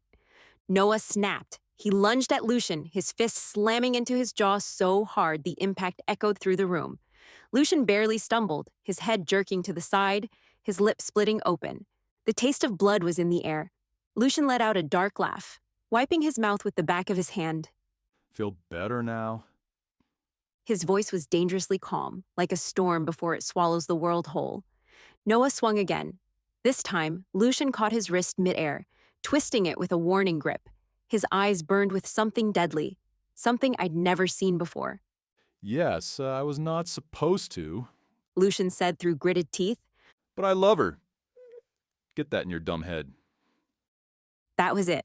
That was the final thread snapping. Lucian shoved Noah back, slamming him against the wall with a force that rattled the frames hanging nearby. Before Noah could react, Lucian was on him, their bodies colliding in a violent clash. With a sharp growl, Lucian swung his fist, landing a hit across Noah's jaw. The impact snapped Noah's head to the side, but he barely had a second to recover before Lucian grabbed him again. The air filled with the sharp crack of knuckles against flesh, the ragged sound of heavy breathing, and the low, pained grunts as Lucian delivered another punishing blow. Noah pushed back, his muscles straining, but Lucian was stronger. He didn't even stumble. He slammed Noah onto the floor this time, pinning him down, his chest rising and falling in deep, furious breaths. Stop it! I stepped between them, pressing a hand to Lucian's heaving chest. He was burning with anger. His muscles coiled so tightly I thought he might break apart. But he listened. His breathing slowed, his chest rising and falling in a steady rhythm. His hands curled against my lower back, holding on, grounding himself. But he didn't lash out again. But Noah wasn't done. He pushed himself up from the ground, dragging the back of his hand across his split lip, smearing blood against his skin. His dark eyes burned with rage as he straightened, rolling his shoulders like he was shaking off the pain. Then, his voice like poison, he spat. Your mother is out of the territory, and you've been spending your nights in his arms this whole time. Lucian stepped in front of me before I could react, his body a solid wall between us. Don't you dare talk to her like that. He said, his voice low, steady, dangerous. The words struck like a slap, but I was the one who did the slapping. I stepped forward. My palm met Noah's cheek with a sharp, stinging crack, leaving a bright red imprint behind. He didn't flinch. He just stood there, breathing hard, jaw tight. You don't get to decide what I do. I bit out, my chest rising and falling with the force of my anger. You don't own me, Noah. What I do with him, or with anyone, is none of your damn business. His eyes flickered with something, hurt, maybe, but he buried it fast, replacing it with cold indifference. Lucian tightened his grip on my waist, his presence grounding me. You got your answer, Noah. Now stay the hell out of it. Noah's gaze shifted back to Lucian, something unspoken crackling in the air between them. Hatred, rivalry, maybe something deeper. You're done here. He spat. Lucian's lips quirked into a bitter smirk, but he didn't respond. Noah grabbed his collar, yanking him forward. You're leaving with me. Now I will call the council. You're out of this pack. Lucian yanked free. I don't care about your damn pack. They turned toward the door, their shoulders brushing roughly as they stepped out together. I watched them disappear into the storm outside, my heart pounding so hard it made my ribs ache. Lucian cast one last glance before turning away, and in that fleeting moment, I saw the truth in his eyes, a storm of emotions he couldn't hide, even if he wanted to. Hurt, possession, a silent plea. The house was quiet, too quiet. Mom and Nicole had just returned from their meeting, and Nicole had left again to submit our project at the college. I had the whole place to myself, but my mind wouldn't rest. The fight between Lucian and Noah kept replaying in my head. Every word, every hit, every unspoken emotion that had lingered in Lucian's gaze when he walked away. The thought of him still made my skin burn, made my heart clench. Last night had been everything. The way he was gripping me, like he was trying to memorize the feel of me, like letting go would mean losing me forever.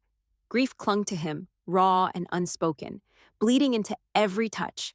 The sharp ring of my phone jolted me from my thoughts. I grabbed it from the table, frowning when I saw the name on the screen. Taylor. I hesitated before answering. Hello? Do you know where Lucian is? His voice was sharp, urgent. I blinked. What? Lucian. Do you know where he is? I swallowed. He must be at the college. Taylor let out a humorless chuckle. Selena, he's right in front of me. I frowned. What are you talking about? At my restaurant. Taylor said. With Nicole. I let out a small laugh. You're joking. I'm not. Something cold slithered down my spine. If you don't believe me, Selena, come see for yourself. The line went dead. For a moment, I sat frozen. This was ridiculous. Taylor had to be mistaken, right? But my hands were already moving, grabbing my coat, my keys, slipping on my shoes. My heart pounded as I rushed out the door. Taylor's restaurant was packed when I arrived, the warm scent of grilled food and spices filling the air. My eyes scanned the place, searching. Then I saw them. Lucian, Nicole. They were sitting at a corner table, leaning in close, talking, laughing. Lucian's expression was easy, relaxed, like this was normal, like I never happened, like the moments we spent together never happened. My stomach twisted. Something inside me cracked. Taylor stepped beside me, his presence grounding me when my knees felt weak. Now you see? His voice was low, rough. He played you. Rage burned through me, blinding, raw. I wanted to scream. I wanted to slap Lucian, shake him until he explained. But I did none of that. I turned on my heel, heart pounding, vision blurred by the sting of tears. I didn't care who saw me. I didn't care that I was walking away like a fool. I just needed to get out, away from everything that was tearing me apart. But before I could take another step, a firm, warm hand grabbed my wrist. Selena. Taylor's voice was gentle but urgent. I tried to pull away, but he didn't let go. His grip wasn't forceful, just steady, like he knew I needed something to hold on to. I turned to him, my face wet, my chest aching like someone had just carved me open. Don't cry for him. He said softly, lifting a hand to my cheek. His thumb brushed away my tears, his touch lingering for just a second too long. He doesn't deserve it. I swallowed the lump in my throat. We spent last night together, I whispered, my voice shaking. And now I'm seeing all this. Taylor sighed, his jaw tightening. I told you earlier. He said, his voice low, almost pained. But you didn't believe me. I looked down, shame crawling up my spine. He had warned me. He had told me Lucian wasn't who I thought he was. And I had ignored him. I'm sorry, I mumbled, my voice barely audible. Taylor didn't say anything. He just pulled me into him, his arms wrapping around me like a shield. I didn't hesitate. I clung to his chest, my fingers gripping his shirt as sobs racked my body. He smelled warm, like cedarwood and something familiar, something safe. He didn't say a word. He just held me, one hand stroking my hair, the other resting on my back, grounding me. For the first time in hours, I didn't feel like I was drowning. By the time I got home, my eyes were swollen, my body drained. I wanted to sleep and forget everything. But the universe had other plans. Nicole was sitting on the couch, scrolling through her phone when I walked in. She looked up and smiled. You're back, She said. I was waiting for you. I forced a nod, dropping my bag near the door. Yeah. She tilted her head. You okay? You look... She squinted, taking in my messy hair, my puffy eyes. Were you crying? I swallowed, torn between honesty and pretending nothing had happened. For now, I had to play it cool. What if Nicole really liked Lucian? Before I could say anything, she sat up, looking concerned. Did something happen? I let out a chuckle, keeping my voice steady. I was worried about you, Nicole. Where were you? Nicole blinked at me, her eyes soft, completely unaware of the storm raging inside me. Why were you worried, Sel? You know I went to college to submit my project, and then Lucian asked me to meet him. So I did. My stomach twisted. He asked you? Yeah, She nodded, leaning back against the couch. he wanted to meet me. The words hit me like a slap. I forced my breathing to stay even, my nails digging into my palm. What did he say? She smiled to herself, tucking a strand of hair behind her ear. It wasn't just any smile. It was the kind that only comes when someone feels special. The kind that once belonged to me when I thought Lucian was mine. He said that he missed me a lot. Her voice softened, a small blush creeping onto her cheeks. And he asked me to go to a party with him tonight. I felt like the floor had been ripped out from under me. Missed her. Last night, he had whispered my name like I was the only thing that mattered. His lips had traced my skin, his hands had held me like he never wanted to let go. Moments ago, he stood his ground against Noah, the alpha of his own pack. For me. He fought for me, protected me. And now, this? Nicole was looking at me, waiting for a response. I had two choices. I could break down, let the pain show, ask her to please stay away from him because she had no idea that I loved him. I could tell her the truth, that Lucian wasn't who she thought he was, that he had made promises to me only to shatter them without a second thought. Or I could smile. I could pretend that my heart wasn't breaking into pieces right in front of her. I took a slow breath and forced the corners of my lips up. That's great, Nicole. She beamed. You think so? Of course, I said, swallowing the lump in my throat. If you're happy, then I'm happy. The words tasted like poison. Nicole's excitement bubbled over as she went on about the party, about how she wasn't sure what to wear, about how Lucian had held her hand across the table like it was the most natural thing in the world. I nodded along. laughing when she laughed, helping her pick out a dress like it didn't feel like I was handing over my heart wrapped in a pretty little bow.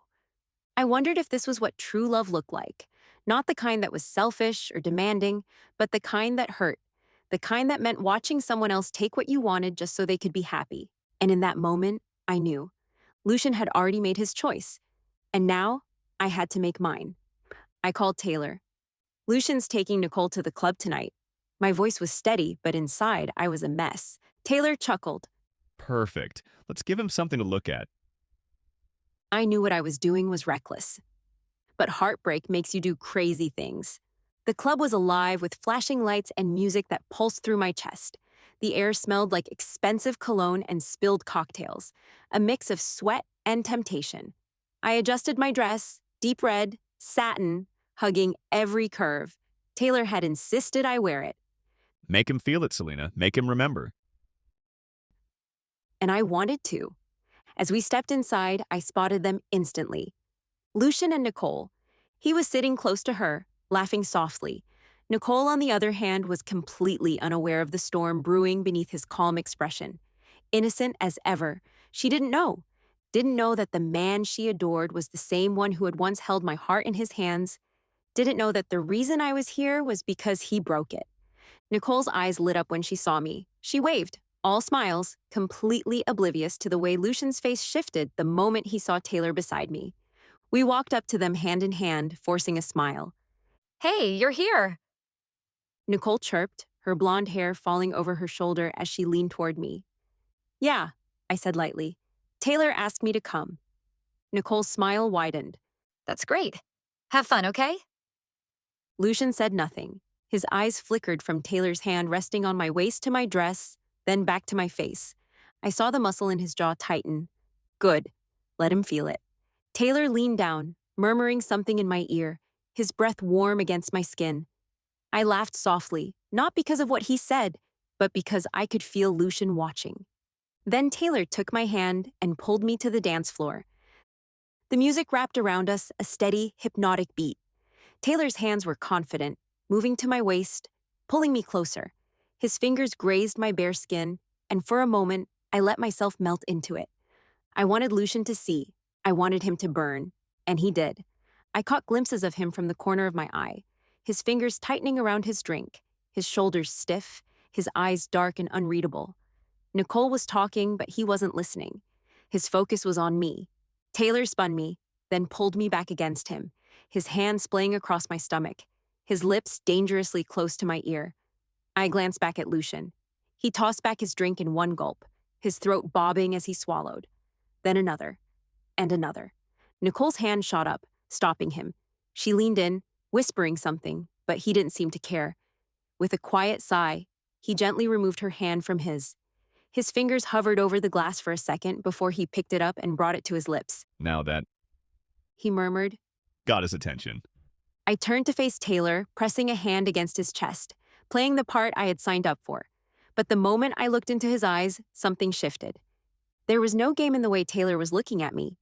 See how jealous Lucian is? He can't take his eyes off us. Taylor's voice broke my thoughts. I looked at him and chuckled. Our plan is successful? My voice louder but still suppressed by the music. I glanced back at Lucian.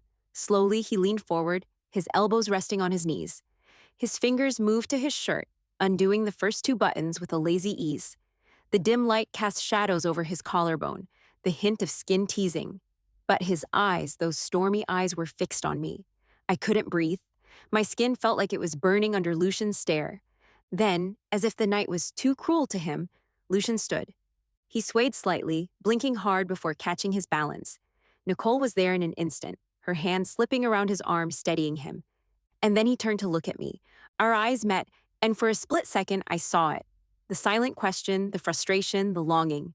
His lips parted slightly, like he wanted to say something, but then he didn't. And I tore my gaze from him, right at Taylor. Nicole was guiding him toward the entrance, her arm around his waist, his weight pressing into her as they disappeared into the night.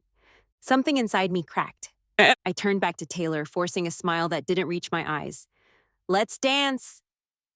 If Lucian could break my heart, then I'd shatter his. But deep down, I knew. No matter how many times I tried to look away, My heart still belonged to the man who had just walked out the door with my elder sister. For weeks, Taylor and I had made it our mission to be wherever Lucian and Nicole went. Every club, every bar, every rooftop lounge. If Lucian was there, so were we. Dancing too close, laughing too loud.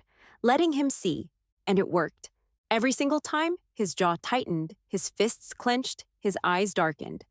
Nicole, sweet and oblivious, had no idea what was happening. But Lucian did, and that was enough. Until one night, Taylor pulled me aside, his face unreadable. Sel, I can't do this anymore. I frowned. What you can't do anymore. He exhaled, running a hand through his hair. I mean, I can't just pretend anymore. The weight of his words hit me like a slap. Taylor, I love you. he said, cutting me off. I've loved you for a while now, and yeah, maybe this started as a game, but for me, it was never a game. I should have seen it coming. The late nights, the lingering touches, the way Taylor looked at me when he thought I wasn't paying attention. It was never just a game for him, but I had been too caught up in my own pain to notice. I felt my stomach drop. Taylor, Just tell me. he said, his voice softer now. Tell me you feel something for me, and I swear, I'll never let you hurt like this again. I wanted to. I wanted to reach out, to take the easy way out, to let myself fall into the safety of his arms, but I couldn't, because no matter how hard I tried, my heart still belonged to Lucian. I swallowed the lump in my throat. I'm sorry. Taylor's expression didn't change. I saw the flicker of hurt in his eyes. Figured. He said, forcing a smile. But Selena, Lucian is not coming back. We have done enough. Taylor, I can't. I still love him, Forget it. he said, shaking his head. But before we call this whole thing off, let's end it with a bang. I narrowed my eyes. Bang? His lips curled into a smirk. Yeah, one final move, Sel. We kiss, right in front of him. I hesitated. His hand shot up, gripping my arm, his eyes dark with determination. This is our final chance to get Lucian back. If he comes, good. I told myself it wouldn't get messy, but Taylor and I had been playing with fire, and now we were about to get burned. We spotted Lucian near the campus canteen, casually buying a pack of snacks. Taylor nudged me. This is it. Perfect timing. I swallowed, my heart pounding. We stepped inside an empty classroom, leaving the door slightly open, just enough for Lucian to see. I could feel his eyes on me the moment he spotted us. Taylor didn't wait. He turned to me, his hands gripping my waist as he pulled me flush against his body. I barely had time to react before his lips crashed onto mine. I wasn't expecting the force behind it. His fingers dug into my sides, his body pressing against mine like he was trying to erase the space between us. His lips were warm, insistent, and a shadow moved in the doorway.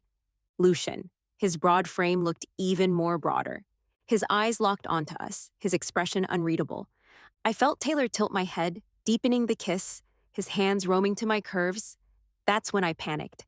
I tried to shake his arm, a small warning. He's coming. But Taylor wasn't listening.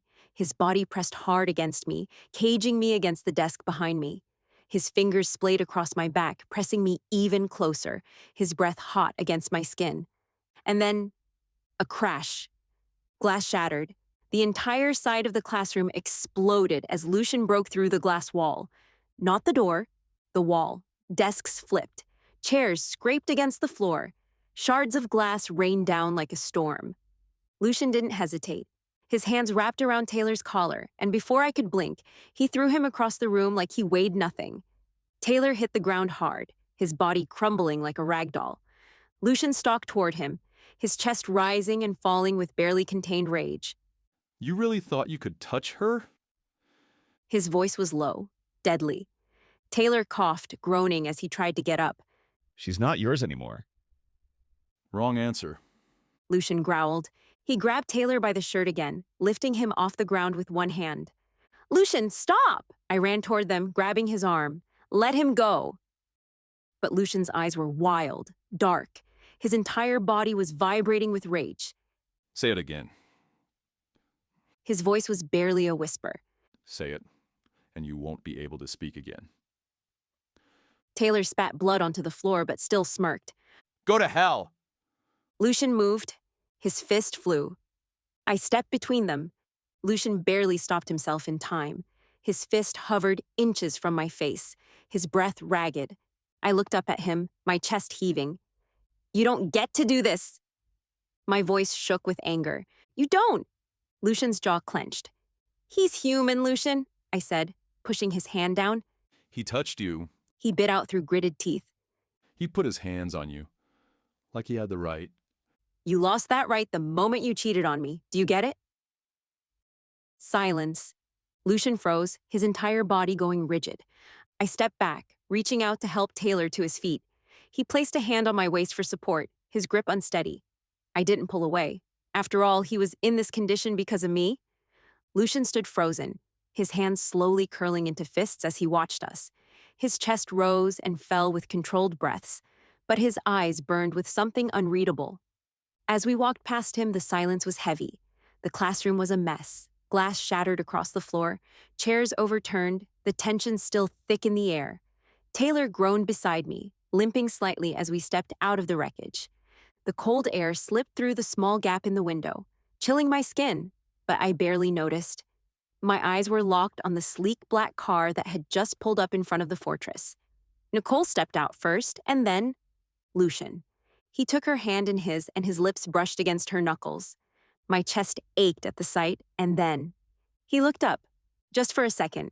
His sharp silver eyes found mine through the window, a silent pull that made my fingers tighten around the curtain.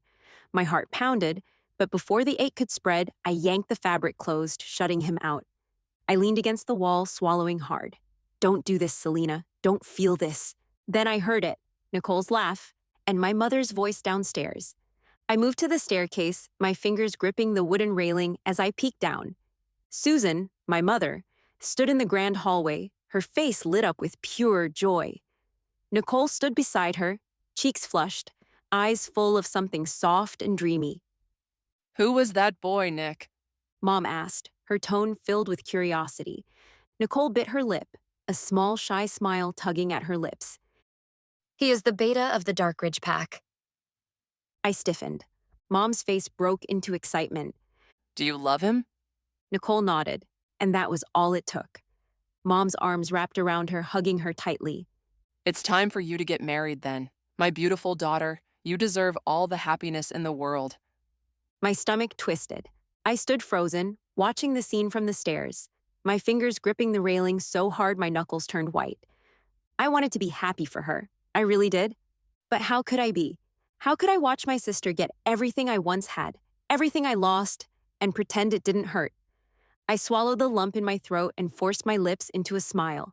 Then Mom's eyes landed on me. Her sharp gaze flickered with something unreadable before she spoke. And you, Selena?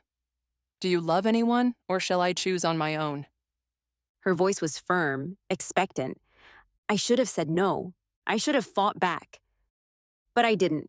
I didn't have the strength for another battle today. So I shrugged, keeping my voice light. You choose, Mom. A satisfied smile spread across her face. I chose Noah for you, she said, her voice steady, almost too calm. He likes you, and marrying him will strengthen our pack.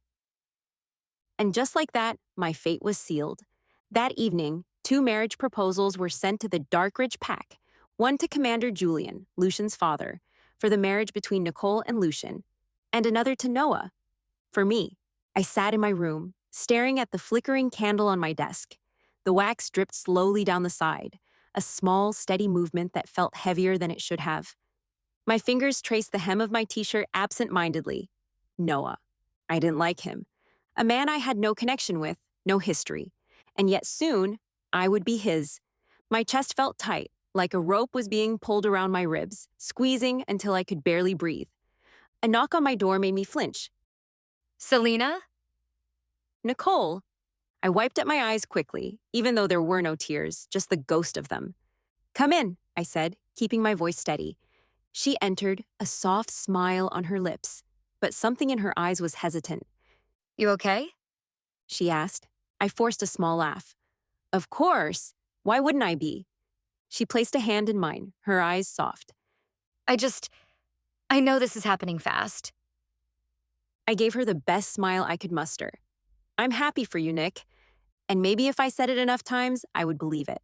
Maybe if I smiled long enough, no one would see how shattered I really was. Because while Nicole was getting him, I was getting a man I never appreciated. And the man I loved, he was slipping through my fingers. Forever. Will you be happy with Noah, Sel? Nicole's voice pulled me from my thoughts. I looked up at her, forcing a smile. I hope so.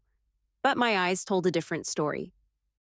She studied me for a moment before speaking again, her voice soft with concern. Why didn't you choose Taylor instead? I saw the way he looked at you, the way he made you feel. He was a good choice, Sel. I swallowed hard, the words lodging in my throat. How could I tell her that the man I wanted to marry belongs to her now? The wedding preparations had taken over the entire fortress. Servants rushed back and forth, arranging flowers, setting tables, and discussing fabrics.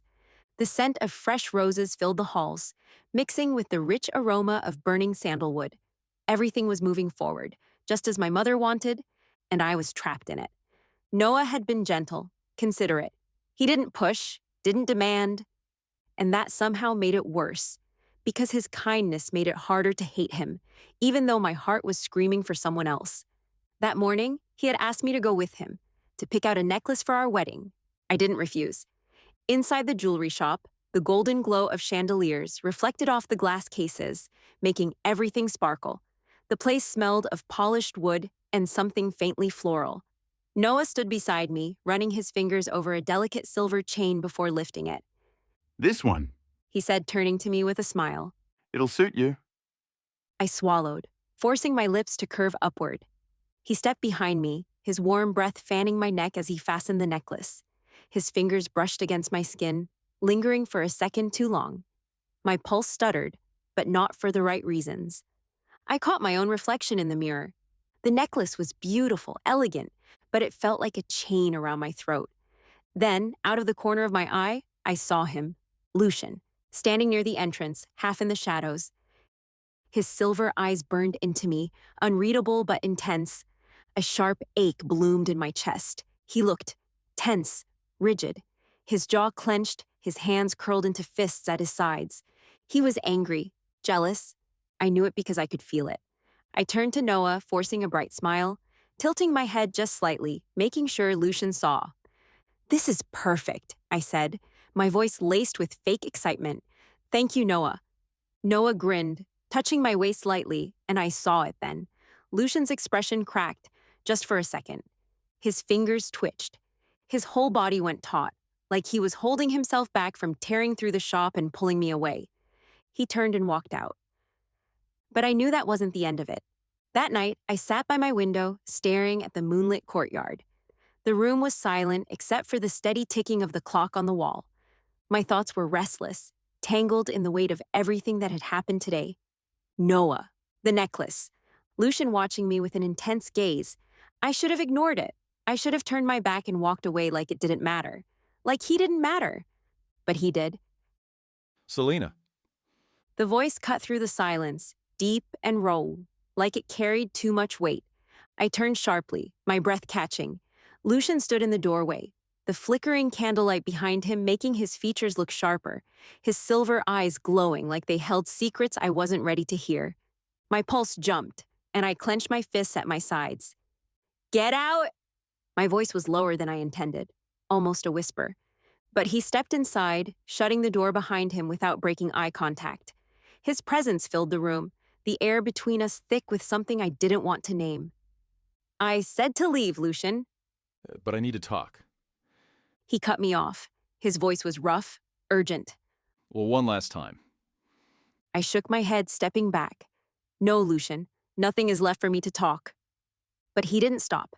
In one stride, he closed the distance between us, his hands gripping my shoulders. His touch burned, making my skin tingle where his fingers pressed. Please? He said, his voice breaking just a little. Just listen, Selena. I swallowed hard, my heart hammering. "Fine, say whatever you came to say." He exhaled sharply, like he had been holding his breath for too long. And then he said it. Noah hired me. The words barely made sense. I blinked, confused. "What?" Lucian's grip on my shoulders tightened as if he needed me to stay still. to not look away. Noah paid me, hired me to make you fall in love with me, and then break your heart. Everything inside me turned cold. No, that couldn't be true. Lucian's jaw clenched. He offered me $1 billion, Selena. $1 billion.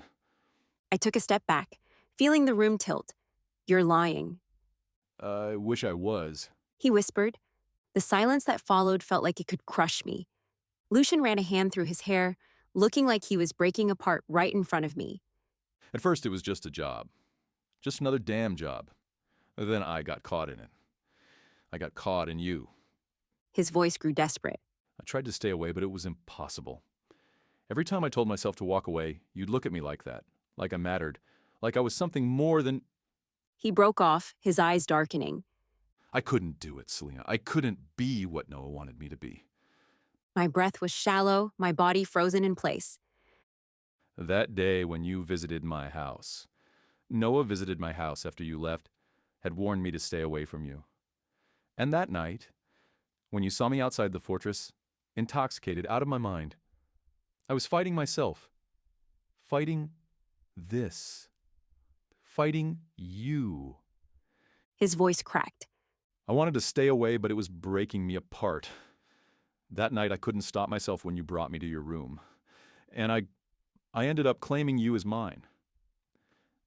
I covered my mouth with my hand, my throat burning with unshed tears. That night he had been grieving for me, and I had no idea about it. He kept going. After Noah and I left for the pack, he called the council, told them I took his money, and failed. He insulted me for stealing you from him. Lucian's voice turned bitter. I gave the money back, every damn cent. I left the pack, walked away from everything. I shifted to my house for peace, but Noah, he didn't let me go. He sent men after me. He forced me to hurt you. Lucian took a step closer, his eyes pleading. Noah made me use Nicole. He thought it would break you the most if you saw me with her, and you will go straight to him. He let out a sharp breath. But I swear to you, Selena, I never wanted her. I never loved her. You won't believe me, but it wasn't easy. Pretending to care for someone when you don't. I never touched her the way I touched you. She was never you. A tear slipped down my cheek, and I hated myself for it. Lucian moved, his hand sliding to my waist, pulling me against him in one swift motion. Selena, I love you. He breathed. His forehead rested against mine, his grip on me tightening like he was afraid I'd slip through his fingers. I should have stopped him. I should have pushed him away. But I didn't. His lips crashed against mine. Desperate, hungry, like he was drowning and I was his only breath of air. His hands tangled in my hair, tilting my head back as he pressed himself against me, molding me to him. The heat, the longing, it was too much. I clung to him, my fingers digging into his back, pulling him closer, my heart pounding against his chest. But then, reality slammed into me. I couldn't do this. Lucian was supposed to be my sister's husband soon. With all the strength I had left, I pulled away, my breathing ragged. "Lucian," I gasped, pushing against his chest. "We can't!" His hands didn't let go immediately. His forehead was still pressed against mine, his breath warm on my lips. But then, slowly, painfully, he loosened his grip. I love you. He whispered. I never wanted to hurt you. Tears burned behind my eyes. "Then why did you?" Lucian squeezed his eyes shut, like the weight of the words physically hurt him.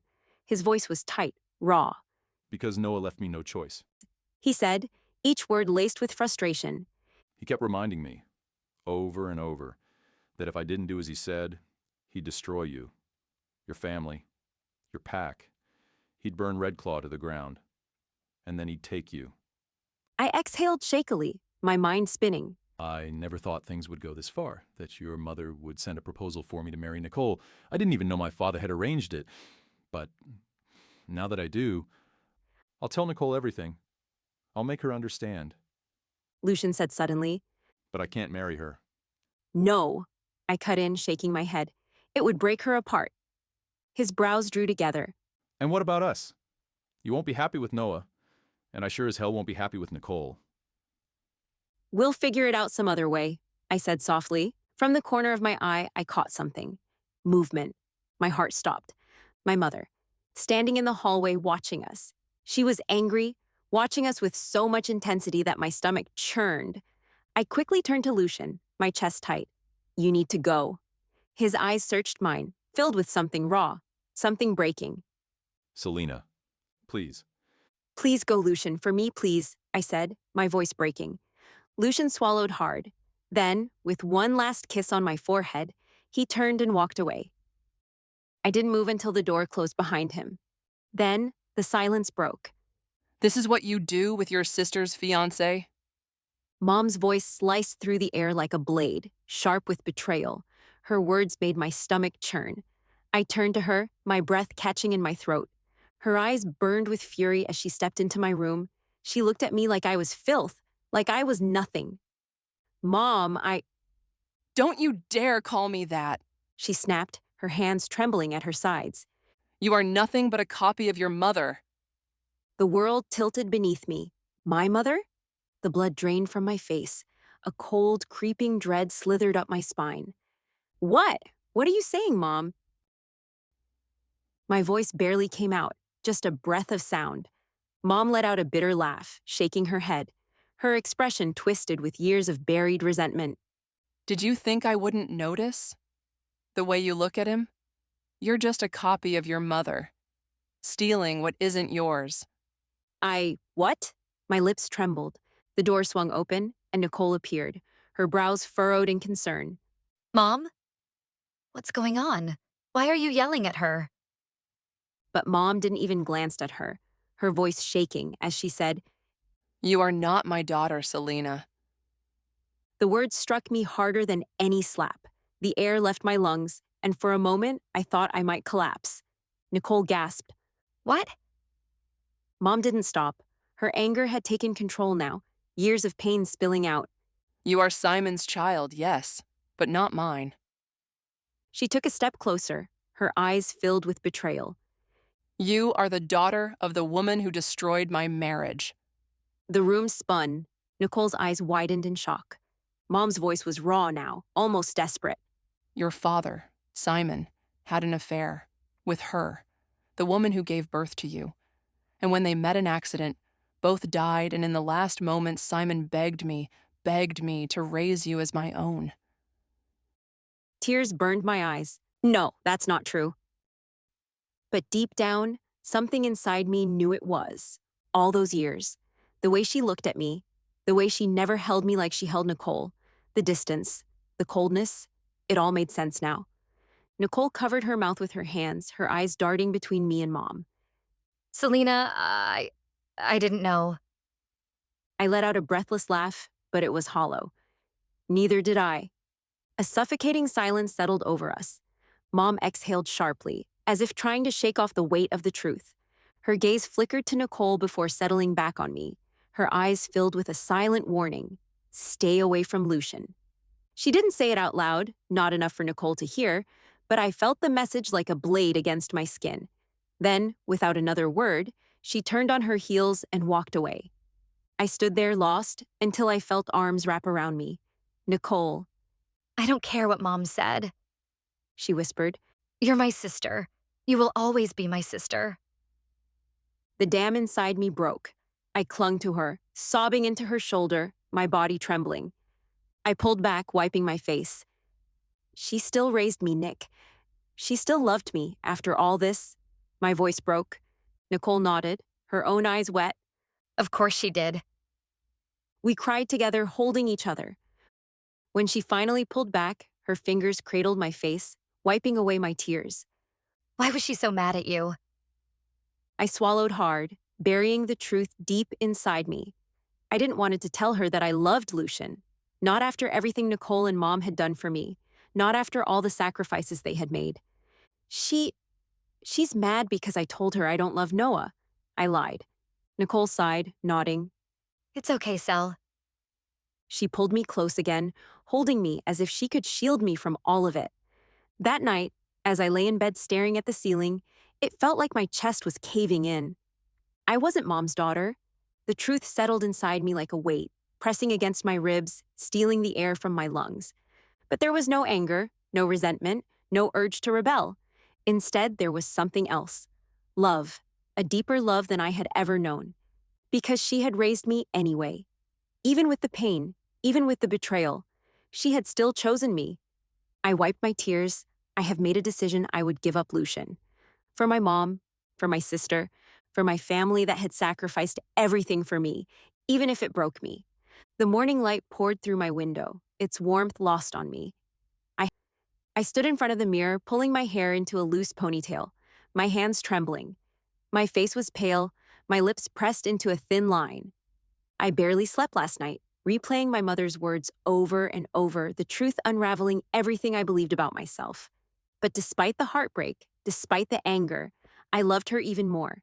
She had taken me in, raised me, even though I was proof of my father's betrayal. And now, I had to do the same for her. For Nicole. I threw on a simple dress, no makeup, no jewelry, no traces of the girl Lucian had loved. If I wanted to erase myself from his heart, I had to start now. I arrived at his house just after sunrise. His absence made it easier. I walked through the familiar halls, my fingers grazing the edges of frames that held memories I needed to erase. Pictures of us, stolen moments of laughter and longing. I took them down one by one, setting them aside. My painting, the one he had an artist create, hung above the fireplace, a bold testament to just how obsessed he was with me. I reached up, my fingertips running over the colors, the strokes that once held my love for him. With a deep breath, I pulled it down. It was over. I drove back to my fortress, tears spilling down my cheeks as I stepped into my room with heavy heart. But then the door burst open. Lucian stood there, his chest heaving, hair slightly disheveled, shirt half-buttoned, like he had rushed out the moment he realized I had removed all the traces of our love. His stormy eyes burning into me. Why, Selena? Why did you do that?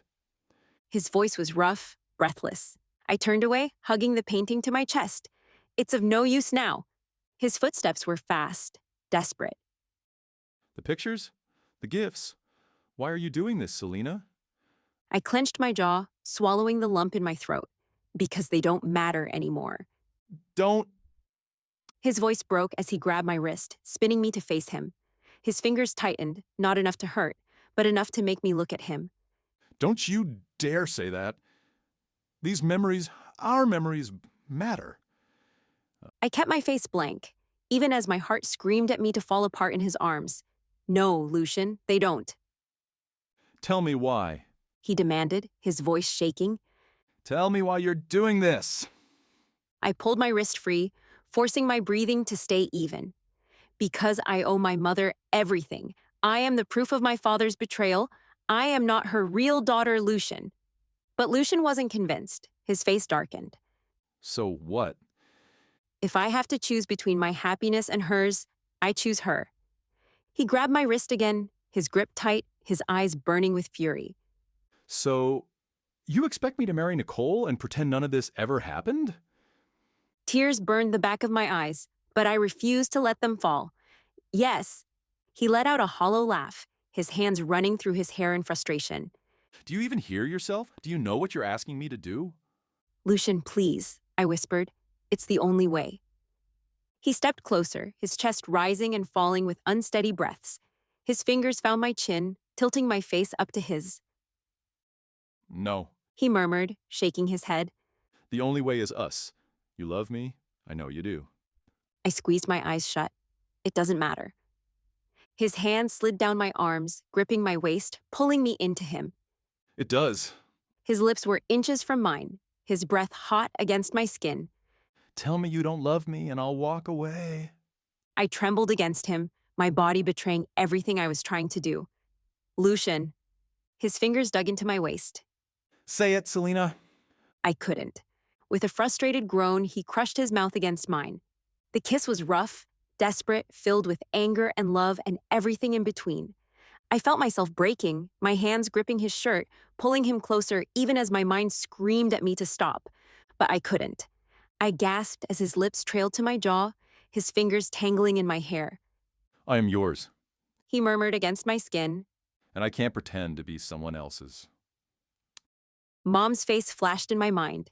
She had sacrificed everything for me, and this is my only chance to make her happy.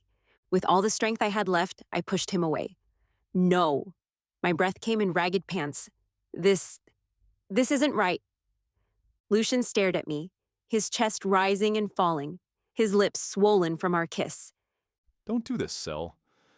I stepped back, my arms wrapping around myself. I already have. If you want me to be happy, then marry Nicole. His eyes darkened, his jaw clenching. Fine. His voice was laced with anger, but beneath it, there was pain. If marrying Nicole will make you happy, then I'll do it. My stomach twisted. Thanks, I whispered, forcing a small smile. Lucian shook his head, letting out a bitter laugh. You're a damn liar, Selena. As Lucian turned to walk away, I saw Mom standing at the door. Her eyes shimmered with unshed tears, but there was a warmth in them I hadn't seen before. Lucian slowed for a moment, his gaze meeting hers, silent, desperate, searching for something. Maybe understanding, maybe forgiveness. Mom didn't say a word. She simply placed a hand on his shoulder, a touch that held more meaning than any spoken apology. Then her gaze shifted to me, to the space between us, heavy with everything we couldn't say. With a heavy breath, Lucian finally tore his eyes away and walked out. Mom watched him as he disappeared into the hallway. Selena. Mom whispered, her lips trembling, and before I could react, she closed the distance between us, wrapping me in a hug so tight I could barely breathe. The scent of jasmine and something faintly sweet, like the old perfume she used to wear, filled my senses. I froze for a second, my body unfamiliar with this kind of embrace. Then, like a dam breaking, I collapsed into her, my fingers digging into the back of her dress, clinging to her as if I were a child again. She stroked my hair, her voice thick with emotion. I heard everything, Sel. I squeezed my eyes shut. All my life, I had longed for this moment, for my mother to hold me, to accept me. I had imagined it 100 times in different ways, but never had I expected it to come like this, in the wake of my own heartbreak. She pulled back just enough to cut my face. Her hands were warm, steady. I've been so blind. She whispered. I was so consumed by my own pain, my own anger. I never once stopped to think about what it was like for you. A tear slipped down my cheek. Mom. She shook her head. I punished you for something that wasn't your fault. I let my past turn me into someone bitter. And yet, you still put me first. You were willing to give up the person you love for me. Her voice cracked. No mother deserves that kind of devotion after everything I've done. I swallowed back my sobs. You're my mother, I whispered. That's all that matters to me. Her face twisted in pain. Sel. Her fingers brushed my cheek as if memorizing every inch of my face. If you and Lucian love each other, I will ask Nicole to step aside. I won't stand in the way of your happiness any longer. Panic shot through me. I grabbed her hands, shaking my head. No, Mom, don't do that. She frowned. Why not? I let out a shaky breath. Because I have everything I need now. My mom's love, acceptance. My voice was barely above a whisper. That's all I ever wanted. Her eyes filled with fresh tears. Selena. I shook my head again, forcing a smile through my tears. Nicole loves Lucian. She's been waiting for him. If I take him away from her, I'll be no different than my biological mother. I bit my lip. I can't do that to her. Or to you. Mom looked at me for a long time, her expression unreadable. Then, slowly, she nodded. She pulled me back into her arms, and we held each other like two people afraid to let go. The night wrapped around me like a warm embrace. For the first time in my life, I felt whole. Mom lay beside me in bed, her fingers gently running through my hair, the way I had always imagined a mother should. Her touch was soft, soothing. I closed my eyes, savoring the warmth of her presence, the scent of her familiar perfume that reminded me of childhood memories I had buried deep. You used to twist your hair like this when you were little, She murmured, her voice thick with nostalgia. You'd get frustrated when it wouldn't stay the way you wanted. I let out a quiet laugh, my chest aching at the thought of how much time we had lost. You remember that? I remember everything, Sel. She whispered. I just let my pain blind me. I turned to face her, the dim light of the bedside lamp casting soft shadows over her face. She looked tired, but for the first time, there was peace in her eyes. I wanted this moment to last forever. But then the door creaked open. Nicole stepped inside. Her expression was unreadable, but her eyes held a storm behind them. My stomach twisted. Nicole. Mom said gently, sitting up. Nicole's gaze didn't waver from mine. She stepped forward, arms crossed, her lips pressed into a thin line. Why didn't you tell me? Her voice was steady, but laced with accusation. I sat up, my throat dry. Nick, You should have told me that you love Lucian. She cut me off. Instead, I had to hear it from Noah. The words hung in the air, heavy and inescapable. I felt my pulse hammering in my ears. I glanced at Mom, who gave me a small nod, silently telling me to be honest. I didn't want to hurt you, I finally admitted, my voice barely above a whisper. Nicole sucked in a sharp breath. You didn't want to hurt me? She shook her head. Selena, you are my sister, my little sister, and I would never want my happiness to come at the cost of yours. Tears burned at the back of my eyes. I couldn't take him from you. You've loved him, my voice cracked. I couldn't do that to you. Nicole exhaled, her shoulders dropping slightly. She walked over to the bed and sat at the edge, looking at me with something softer in her gaze. You think I don't see it? She asked. The way he looks at you? The way you look at him? I swallowed hard, my heart pounding. I wanted to believe he could love me. She continued, her voice quieter now. But deep down I knew. It was always you, Sel. I covered my mouth with my hands, a sob escaping before I could stop it. Nicole, I never wanted... She grabbed my hands, squeezing them tightly. I know, she said firmly. That's why I want you to marry him. I froze. What? Nicole's eyes were shining with unshed tears, but she smiled, a real, genuine smile. If I marry him, no one will be happy. But if you marry him... She brushed a tear from my cheek. We all will be happy. I shook my head. No, I can't. Not if it means hurting you. You're not hurting me, she insisted. In fact, I will be the most happiest person in the world if you marry Lucian. Mom, who had been silent until now, finally spoke. She's right, Sel. I turned to her, my eyes wide. Mom. She reached out, tucking a strand of hair behind my ear. You deserve happiness, she whispered. And so does Lucian.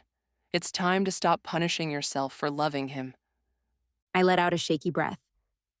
How had I gone my whole life believing I wasn't worthy of love? How had I convinced myself that I had to sacrifice everything for others to be happy?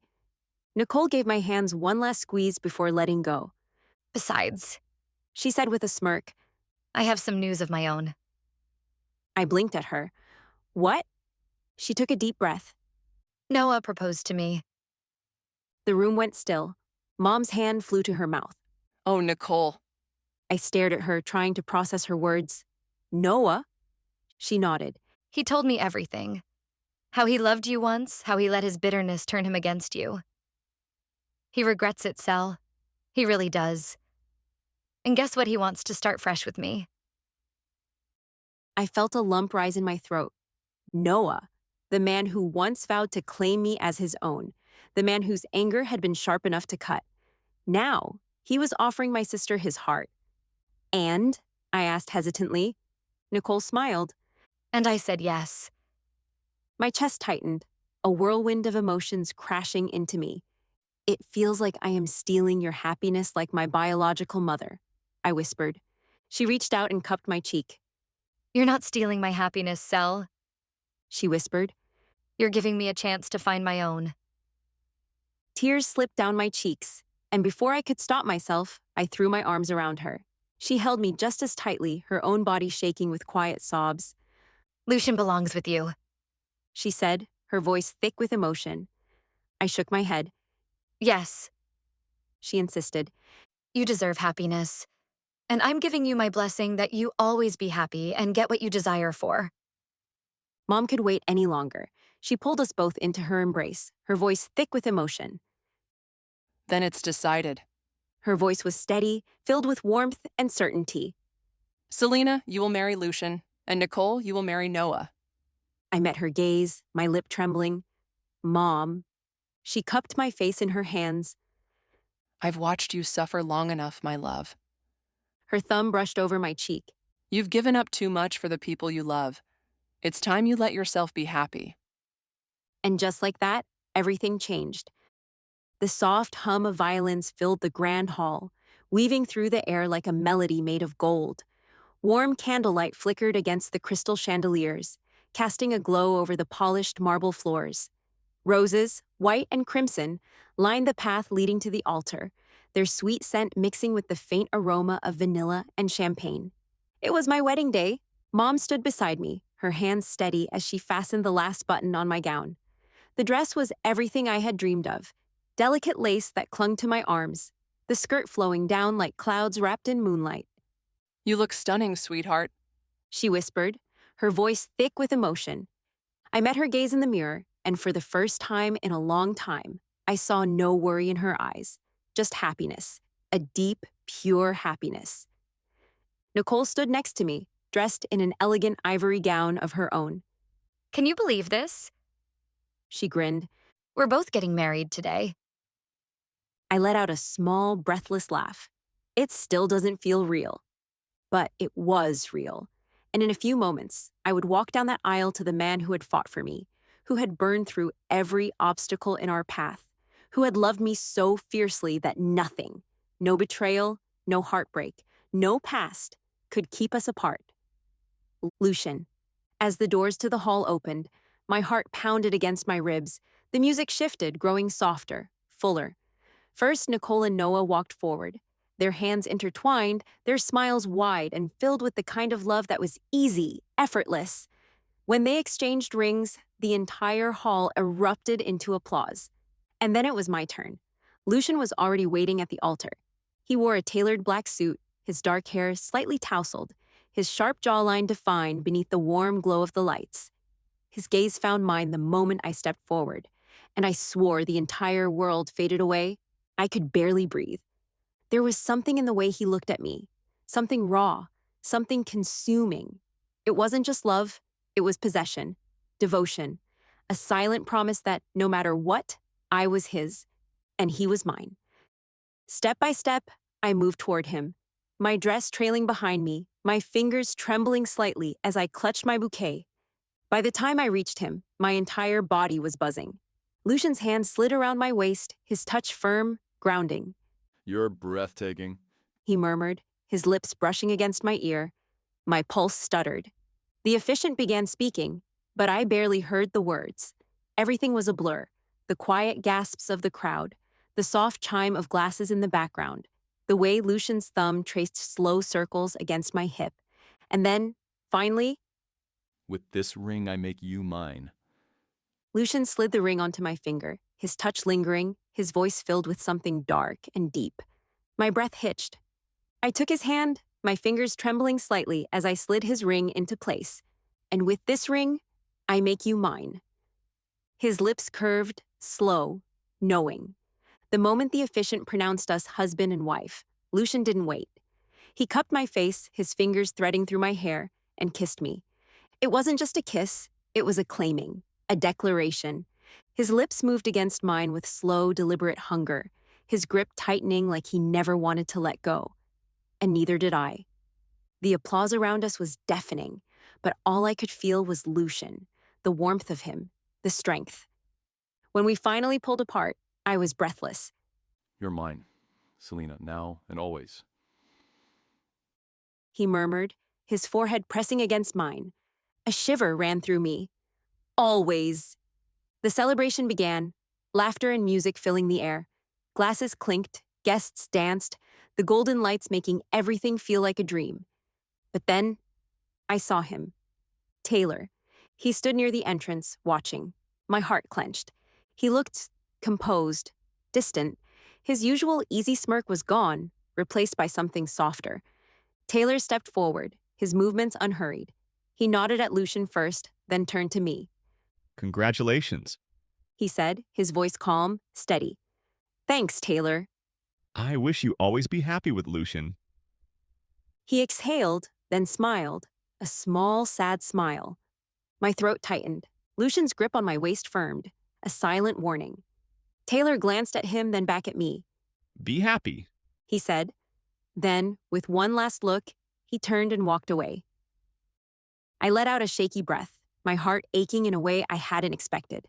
But before I could say anything, Lucian tilted my chin up, forcing me to meet his gaze. It's okay, Selena. We finally found each other, and someone's heart was bound to break. And as I looked into his dark, unwavering eyes, I knew he was right. Mom found me later, wrapping me in a tight hug. I'm so proud of you. She whispered. Tears pricked at my eyes. Thank you, Mom. Tonight, everything had come full circle. The past, the pain, the heartbreak, it had all led me here. To Lucian, to this moment, to forever. And as he pulled me into his arms once more, his lips ghosting over mine, I knew. Forever had never felt so right.